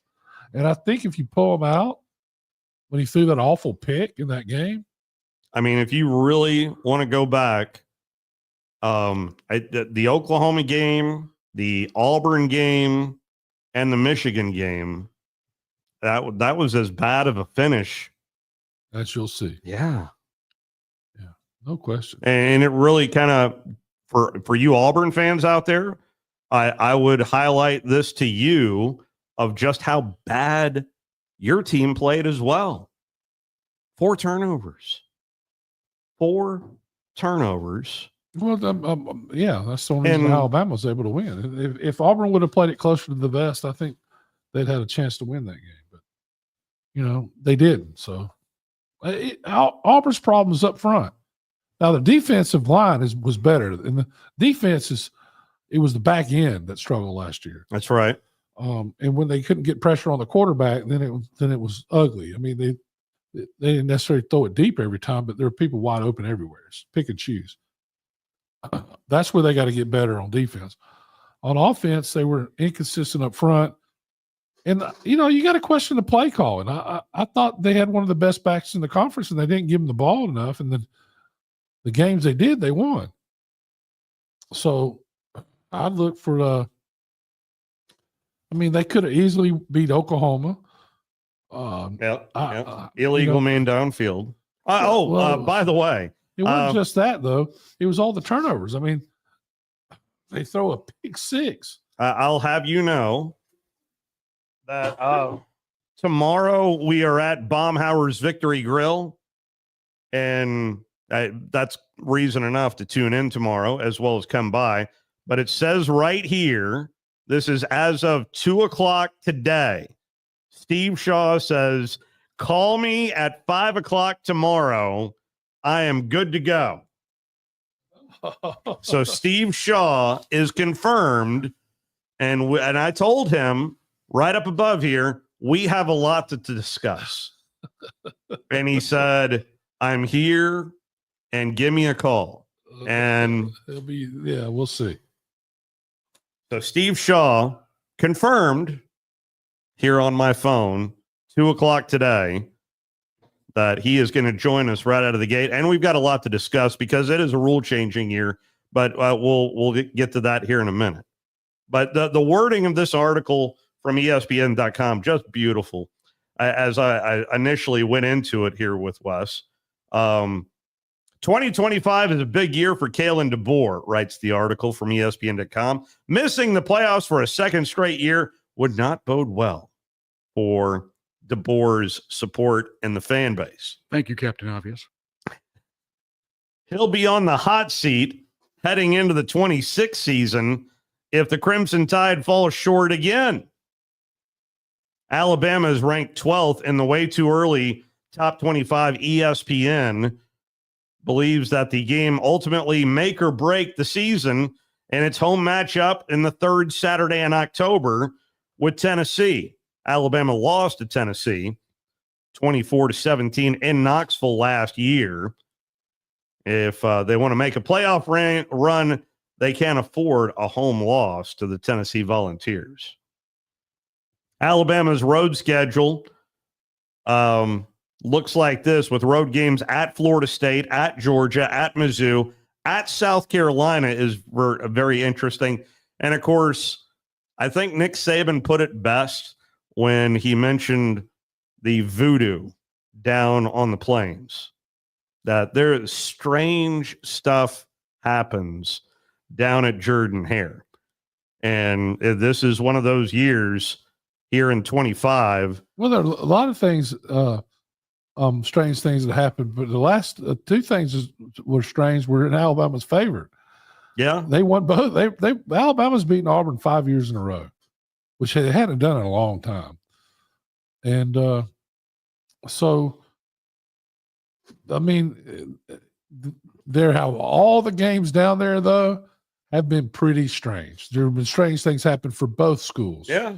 I mean, but Auburn won too. They were double-digit underdogs. The only one that kind of stands out that was just a blowout was Chiswick's last year. That one was... That's why they got rid of him. Yeah. I mean, at Auburn, yeah. That was a long time ago. That was 2012. Yeah. So, yeah. That'd be 13 years ago, I guess. How about that? Crazy. We've been on there a long time. But the one that sticks out to me are all the ones we lost. Well, of course. Yeah. And but we were down there. It was, they stole my TV. Well, and all my liquor. Rumor has it is that we'll be on the road this fall. Yeah. Getting you ready for the biggest matchups. Not necessarily just following Bama, but if Tennessee's got a big game, we may do that. If Auburn's got a big game, may do that. Big Drive tailgate tour. Very well may be. So it is something that we did right out of the gate. And honestly, one of the shows that kind of ignited this show in particular was a game we did at Walk-Ons at LSU when we did not hook into the speaker system, but everybody was coming up asking, what are you talking about? And all of a sudden it just, that momentum just, and here we are here in 2025. I'll never forget that show at Walk-Ons. Just random people coming up to us at the stage wanting to talk about the Alabama LSU matchup. Well, that was it. Yeah, the whole thing was interesting. I think that year was the year that the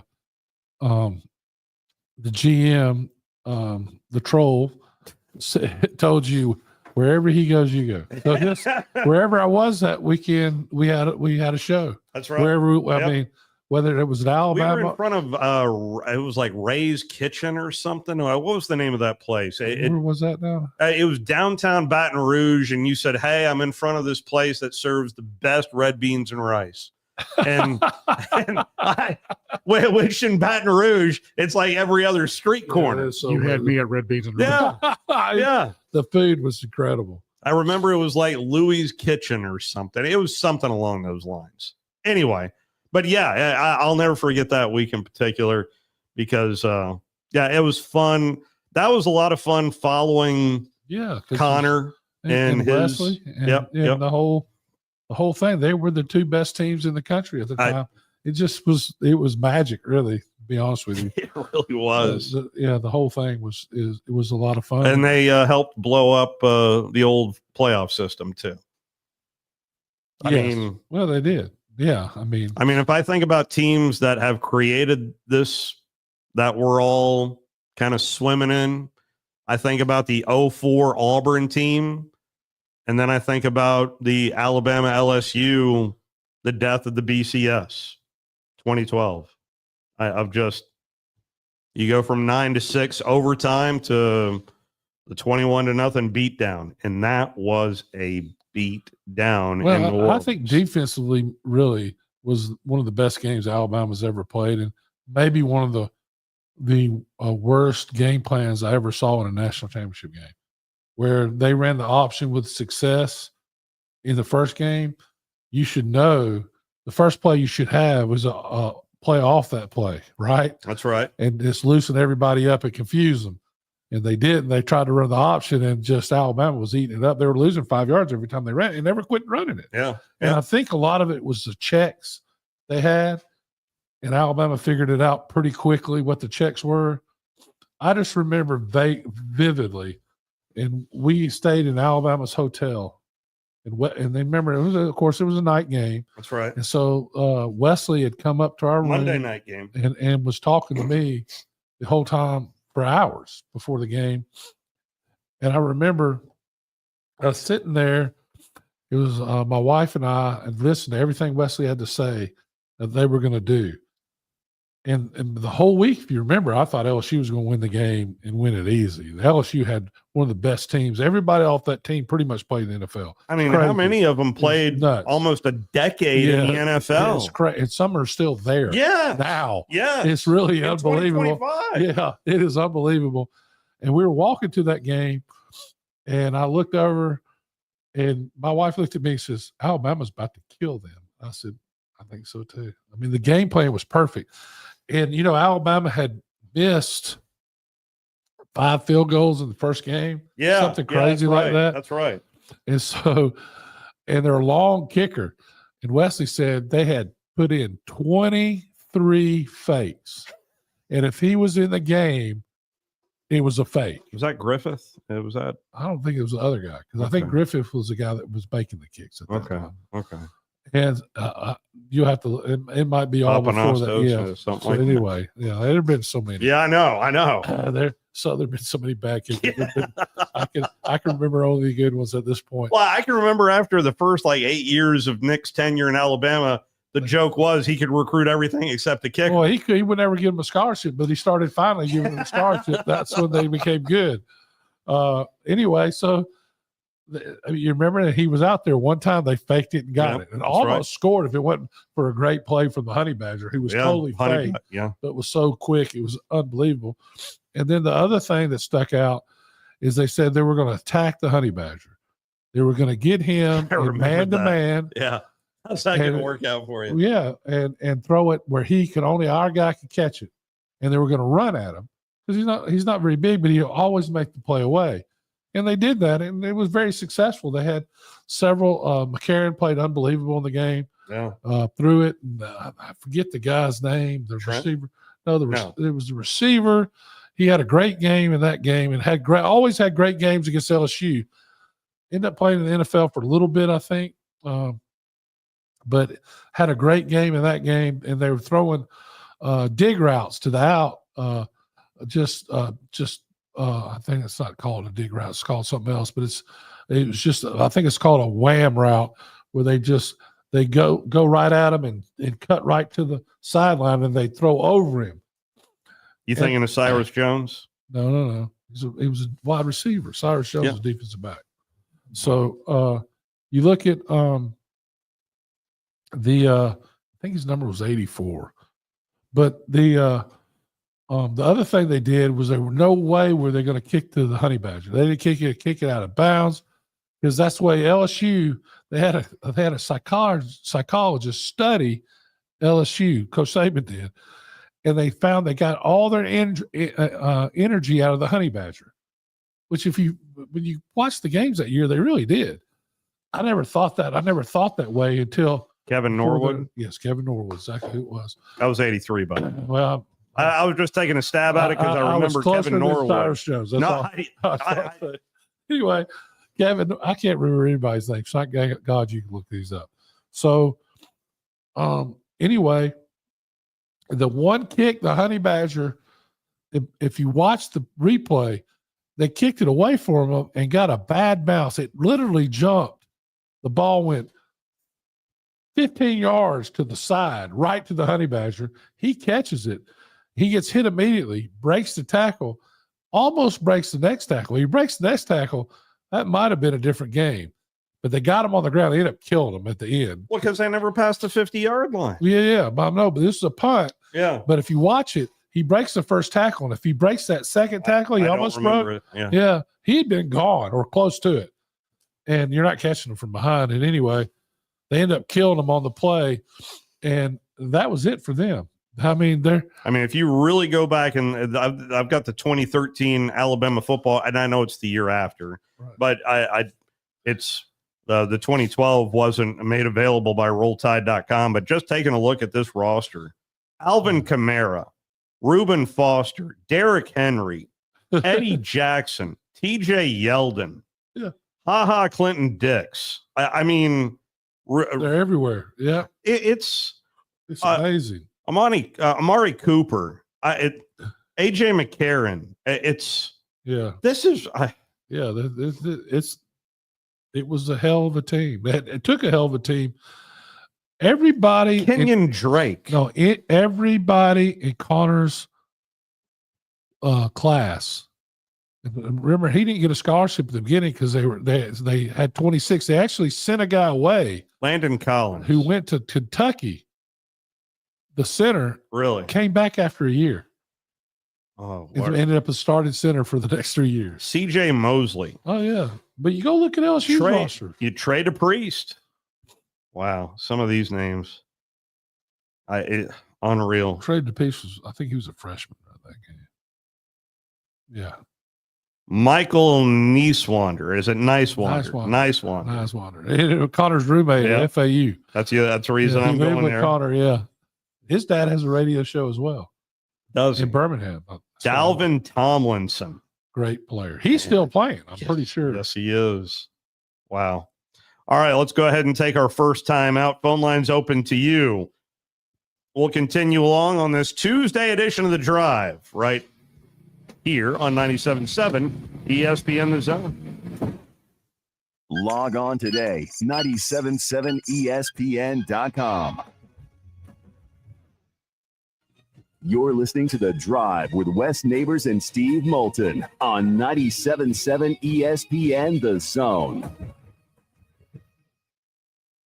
Conference USA is bringing its premier basketball event back to the Rocket City. Don't miss the 2025 Conference USA Basketball Championships March 11th through the 15th at the VBC Probst Arena, featuring 20 men's and women's basketball teams playing 18 games with CUSA titles and NCAA automatic bids on the line. Find out who's going to be putting on their dancing shoes. Tickets as low as $40. Visit Ticketmaster.com today to experience Conference USA hoops in the Rocket City, March 11th through 15th. Specializing in simple and affordable rentals, McCurry Van and Car Rental can make sure you have just the right vehicle for your next family vacation, weekend getaway, or if you just need transportation while your vehicle is being repaired. McCurry carries Ford Transit vans and Mercedes Sprinter vans, trucks and work vans, and more. And they offer discounted rental rates for long-term rentals. Now with 4 locations: Athens, Muscle Shoals, Coleman, and Huntsville. Log on McCurryRentals.com to make your reservation now. That's McCurryRentals.com. Hi, my name is Dan Aldridge. I'm here to let you know about the Aldridge Law Firm and the soon-to-be-announced Legal Town Center. I've been practicing law in Alabama since 1984, and I also practice in Tennessee. And I'm from North Alabama, and I'm here to represent you and take care of your legal needs. For many of us, hiring an attorney is not high on the priority list and maybe a little scary.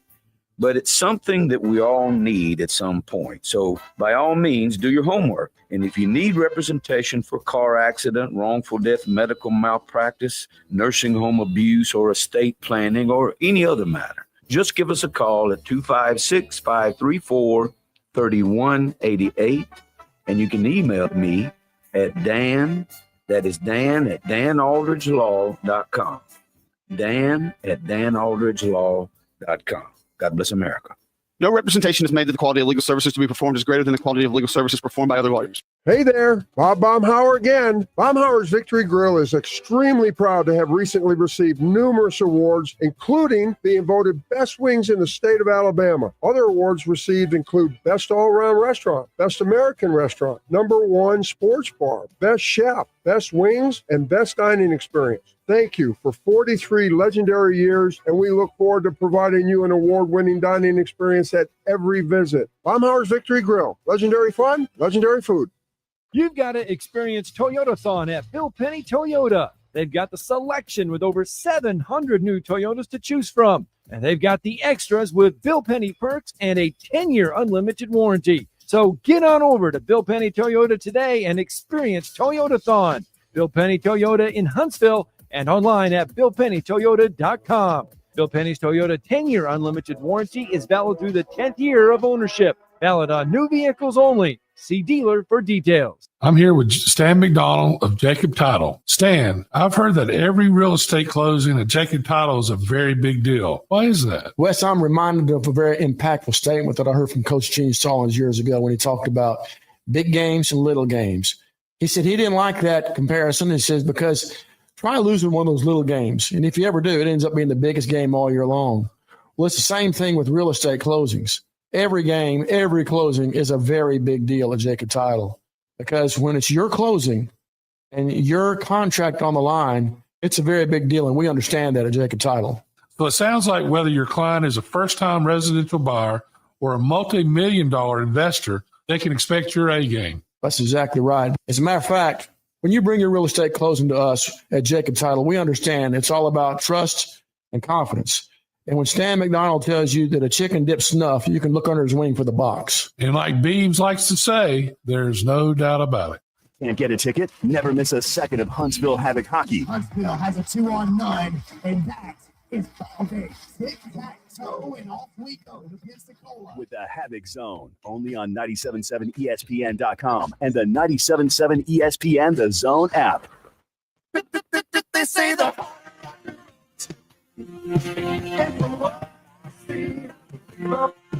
now the other may be there to read them, but the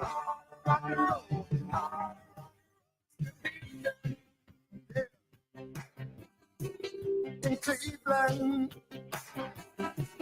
Detroit. Probably a little bit chillier up there than it is down here. But we are under a winter weather advisory beginning tonight at 11 o'clock. So if you are headed out to Toyota Field, the game started 8 minutes ago between Alabama and Jacksonville State. Had the honor of broadcasting their very first Rocket City softball showcase game. Featuring, try to borrow your pass and go out there, but it feels a little cold. It's chilly. They are I don't know if they're going to get it, but it was filling up as I was leaving. They are trying to attract 6,000 people tonight. And if that is the case, that would be the largest softball event in the state of Alabama, or really for any softball event. Yeah, there were several groups trying to get rides together up in Jacksonville. Well, I'll tell you what my middle school football coach told me. He says, boys, put on your fur-lined jocks. It's cold out there. It is. Tonight's low, according to the National Weather Service. Do you want to know? It's low. Tonight's low is 29. That's not bad. Tomorrow night's low is 17. That's getting a little. So you might want to foggy. drip those faucets tonight and tomorrow night. Does it get above freezing tomorrow? 30 So degrees. Yeah, you need to 30 do that. degrees. You absolutely need to do. And then Thursday night's low is 14 degrees. And watch those spots that get shaded because they will not thaw. Yeah. No, they won't. I mean, how long did I saw snow on the side for like a week and a half? Yep. We're also diving into a little bit of Auburn and Alabama, a little bit more on the Auburn Tigers. And it is obviously a big year for Hugh Freeze.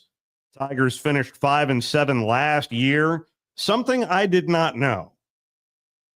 Believe it or not, Auburn has not had a 1,000-yard receiver this century. The last one was Ronnie Daniels, who caught 56 passes for 1,068 yards under a Tommy Tuberville team in 1999. That is your last 1,000-yard receiver for the Auburn Tigers. There is a lot expected, and there is a lot of talent at the wide receiver position. Absolutely. That this Auburn team does have. So, and especially with the Georgia Tech transfer coming in and Eric Singleton Jr., I'd like to believe that is. So what is the guy from Penn State back? No, He's a senior? he's done. He was done. He was really he good. was really good. Really good. Singleton, the Georgia Tech transfer, caught 48 passes for 714 yards last year for Georgia Tech. But Auburn's defense, we'll see how they certainly well paid their defensive coordinator, as DJ Durkin was rumored to be in the running for the Ohio State job. Thus the bump up in salary to $2.5 million. What bump up? He shot up. What was his? It was 1.2 to 2.5. So that's a different tax bracket, I would assume. No, it's the same tax bracket. It's all bad things, though. It's all bad. Let's see here from AL.com, Auburn's defense was really good in 2024, ranking 31st in the country in total defense. Now, if I went and looked, how many more SEC teams are 30 and above?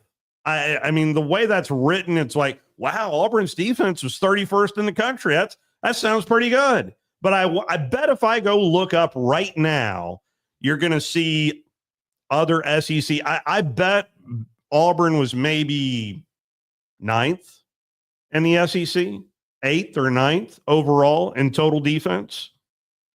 I have no idea. I'll look it up here in a second. The Tigers also ranked 30th, top 30 in rush defense, placing 27th. I mean, unless we're talking about top 20 or top 15, that'll grab my attention. I thought Auburn's defense was okay. I mean, Keldrick Falk was by far the biggest star on that defense. That's 15, right? That's 15. That guy was really good. Yeah. They had other good players, though. I mean, I want to say 25 was always in attack. Always, I think he played in the secondary, made a lot of plays. It's been a while since I watched any tape on him. Yeah.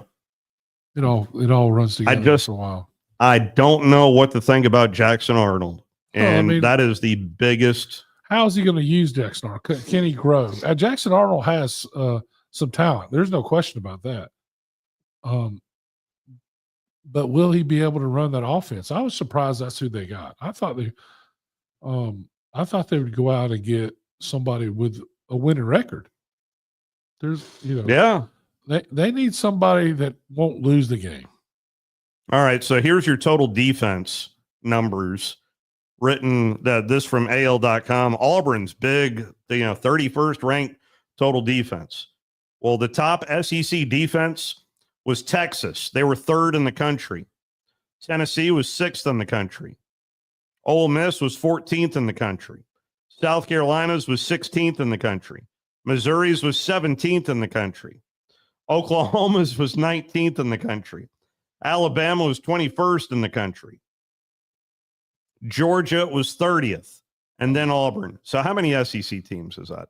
That's 1, 2, 3, 4, 5, 6, 7, 8. Now, ninth in the SEC. So let me say this, and you've heard this before, because this is something that one of my guys, I'd say, is one of my mentors, Coach Hinshaw, George Hinshaw. We need to get him on board. Yeah, so his wealth of knowledge. So he used to say, some of these numbers really don't matter. And they always would tell us statistics are for you losers. Yeah. Because you need to study them to get better, no question, and find out where you can be better. But if you playing a really bad offensive team, right? Hard to. And the only way you can lose is to turn the ball over, makes a mistake. You play close to the vest, and you got 10 points, and they can't cross the 50. You're going to run the ball and run the clock out, not give them a chance to win. Then you might score, on that run, but that's the whole point. Is that some defenses are better because they have bad offenses. That makes any sense. Mm-hmm. Yeah, it does. Yeah. So, and Coach Bryant used to say, statistics were for losers, and you do these things. You don't turn the ball over. You play good defense. Well, what's a winning number for you Auburn fans out there? And I know you're concentrated on your number one basketball team, and I get that, and you have every reason to pound the chest for your number one basketball team. But the last time you had a football team that won double digits was when you went to the SEC championship game and lost to Georgia in 2017 with some guy named Kerryon Johnson. Sounds like they need to get a hustle running back. So since then, it's pretty good. 8 wins, 9 wins, 6 wins, 6 wins, 5 wins, 6 wins, 5 wins. So what is 8 enough? It is. I think they made a show out of that. They did. It is 8 enough. Yes. Because if he makes a bowl game this year, he'll be there again. Made a bowl game in this first year. I'm going to tell you something. But it looked awful in that Music City Bowl. And some things could be, if you can get the right guy to come in, but how much they have to pay Hugh Freeze to go away? I mean, that's what, and then you use all your NIL money doing that. These coaches are safer now. You think they keep Bill? What do they call him at LSU? Sunbelt Billy. You think they would have kept Sunbelt Billy down in Florida if there wasn't? That's a lot of baby announcements for the head ball coach. That's a lot of baby announcements. Of course, that is referencing yesterday's show that we ended with head ball coach doing baby announcements to help the NIL fund down there for the old Florida Gators. Whatever works. How much is a baby announcement? I think it was $35. What? I think it was $35 from what I read. One baby at a time. Chomp, chomp, chomp. Boy, they need to have a lot of babies. We're counting on you, Florida fans. Keep up the good work. Yeah. I'll need to look at the contract for Hugh Freeze, but it does feel like a very large year for Hugh Freeze. Says here that the old ball coach said, you can book a personal video for $229. Oh, wow. Way off. So he's doing very way good. Off. He's doing well. He's in there. You remember the wall full of helmets of where all the places he's been? Dabo did it a message to Ford. Oh, Wesley, really? remember that? Yeah. I forgot about that. Yeah. But we didn't pay him. Maybe I missed that invoice. Hugh Freeze's contract with Auburn University is a 7-year deal that runs through January of 2029. His contract includes a base salary of $6.5 million per year, plus a $225,000 retention bonus. Can I get that in my a retention bonus? He also has the potential of bonuses up to $3.3 million per year if, one, he makes a bowl game, two, makes the SEC championship game, three, makes the college football playoffs. If Freeze were to be fired today, when was this article written? A month ago.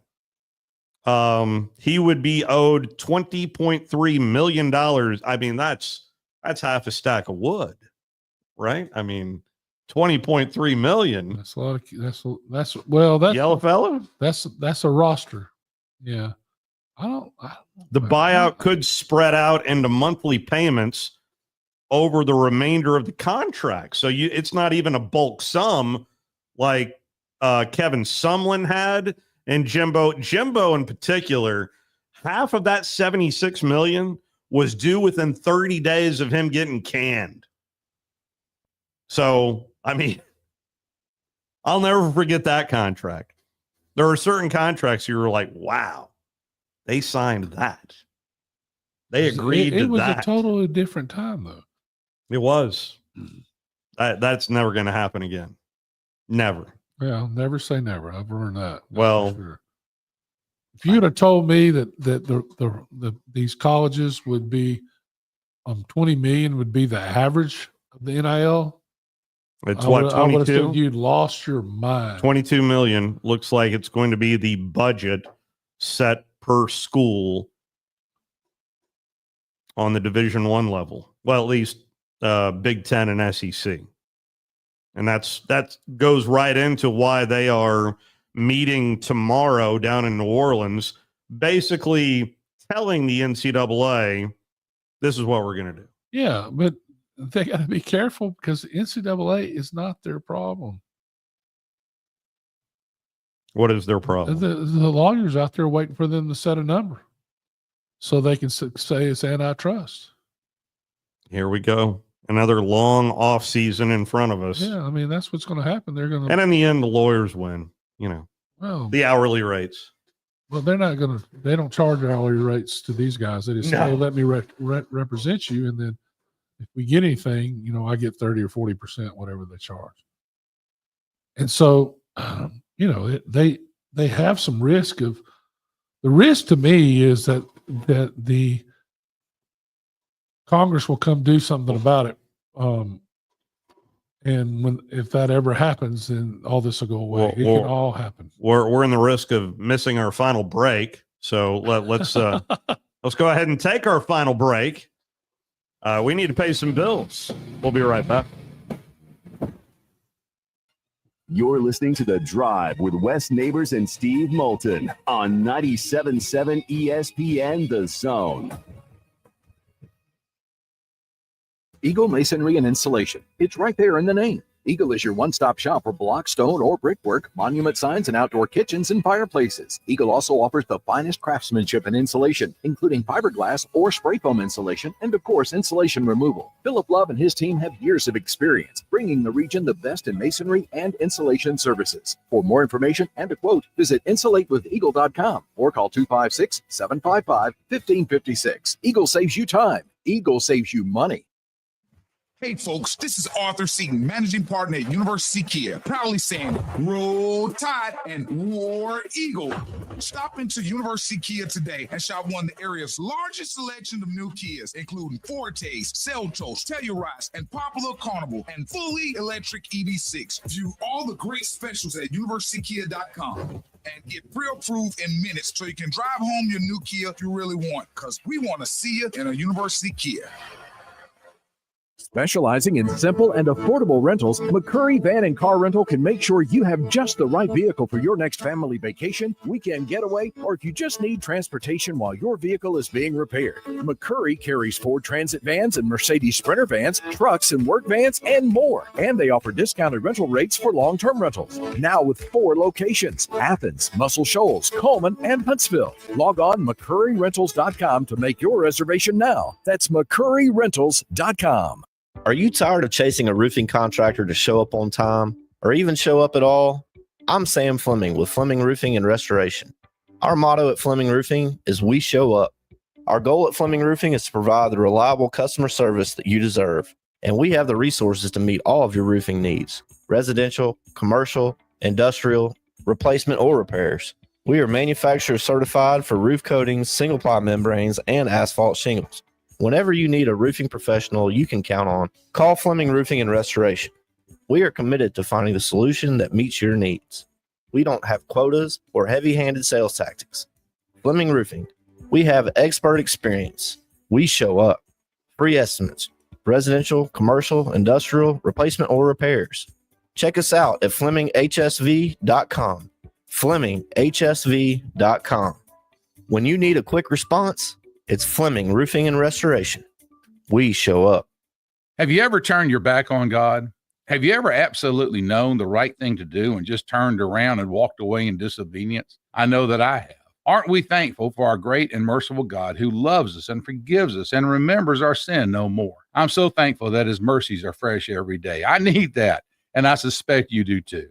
Hey, I'm John Dees, pastor of Cross Point Church, and if you're looking for a church home, come see us. We're smack dab across the street from the YMCA in Madison, and check us out at cpcfamily.org. It's laundry season at Owen Home Appliance Center. Tired of that washer walking out the door and having to dry a load 2 or 3 times? It's time for a new washer and dryer. Pick from brands like Maytag, GE, Whirlpool, Electrolux, and of course, Speed Queen. Try the new 2-in-1 GE Profile that washes and dries a load all in one machine. Visit the interactive location in Lacey Springs where you can try the washers and dryers before you buy them. Owen Home Appliance Center. Quality products, quality pricing, quality service. It's in the name, Owen Home Appliance Center. From the Fox 54 Weather Center, I'm Chief Meteorologist Jordan Dressman. A little bit of light snow is going to be likely across the Tennessee Valley as we head into the overnight early into your Wednesday morning. Temperatures dropping into the mid and upper 20s. Accumulations are going to be minimal at best. The best chance for any accumulating snow is going to be north of the Tennessee River and then more specifically across northwest Alabama. Now, we're going to be dry through a good chunk of Wednesday afternoon, and temperatures are actually going to climb into the mid and upper 30s. So that means whatever does fall is just going to melt through the course of Wednesday afternoon. I'm Chief Meteorologist Jordan Dressman on your home for ESPN Radio 97.7 ESPN The Zone. And now a man who knows what you ate for breakfast. Time now for the biggest thinker of them all. He knows it all. He is Drew DeArmond. Listen to Drew and Scott Tyson weekday mornings. It's Talkin' Ball on 97.7 ESPN The Zone. But that never worked.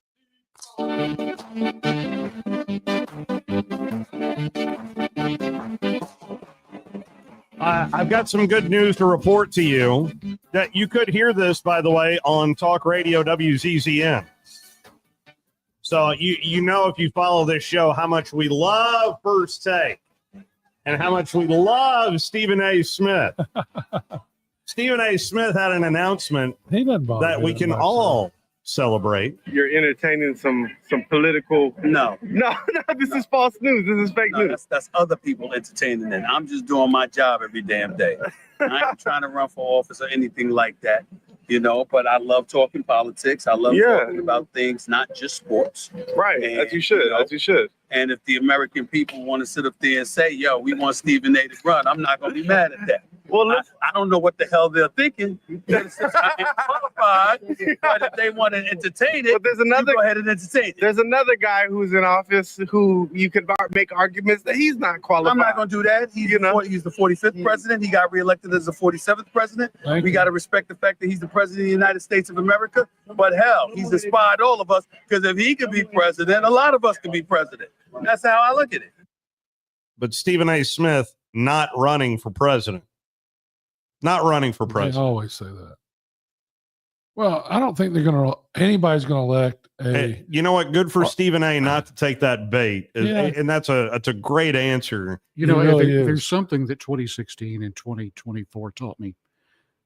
Don't ever use the phrase, they're not going to elect. No, you never know what's going to happen. You never know what's next. No. You ever watch The Campaign? It's a movie with Will Ferrell and Zach Galifianakis. Yeah. Have you seen that? Stephen A. Smith doesn't bother me half as bad as those two. Mad Dog? No, the guys that that do pardon the interruption. Oh, you don't like Wilbon and Tony? I think they're awful. Well, they're just old they're just never old right. sports writers. They're never right. If I mean, nominated, I'd like to get if elected, I will not serve. I like to, yeah, that's my motto. I don't want to be a part of any club that will have me as a member. Well, everybody stay safe out there with the weather rolling in. We will be at Baumhauer's Victory Grill tomorrow, and we will talk to Steve Shaw tomorrow at 5:00. Yeah. That's right. Too. WCZN, Union Grove, Huntsville, Alabama. Your home of the Crimson Tide Sports Network. And swamp, the ag is wrong. There's nothing like the SEC. The weekend's full of surprises. From Williams Brice to Death Valley. On the Five Bomb Show, Paul's on the road. If he don't get the best of me, call Paul. He'll make sense of it all. Kneels on Rocky Top, the Razorbacks are hard to stop. War Eagles soared in the wind. Tigers rocking in Missouri, Wildcats grinning too. Boomer Sooner rolling up again. Well, Beavle's bound to hook 'em. He'll catch you if you're not looking. Watch out for the tide that's rolling in. The weekend is full of surprise. From big upsets to rivalries. On the Five Mom Show, it's a gonna roll.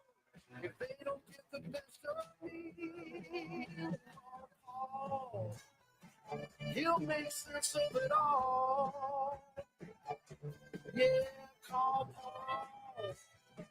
He'll make sense of it all. Yeah, call Paul.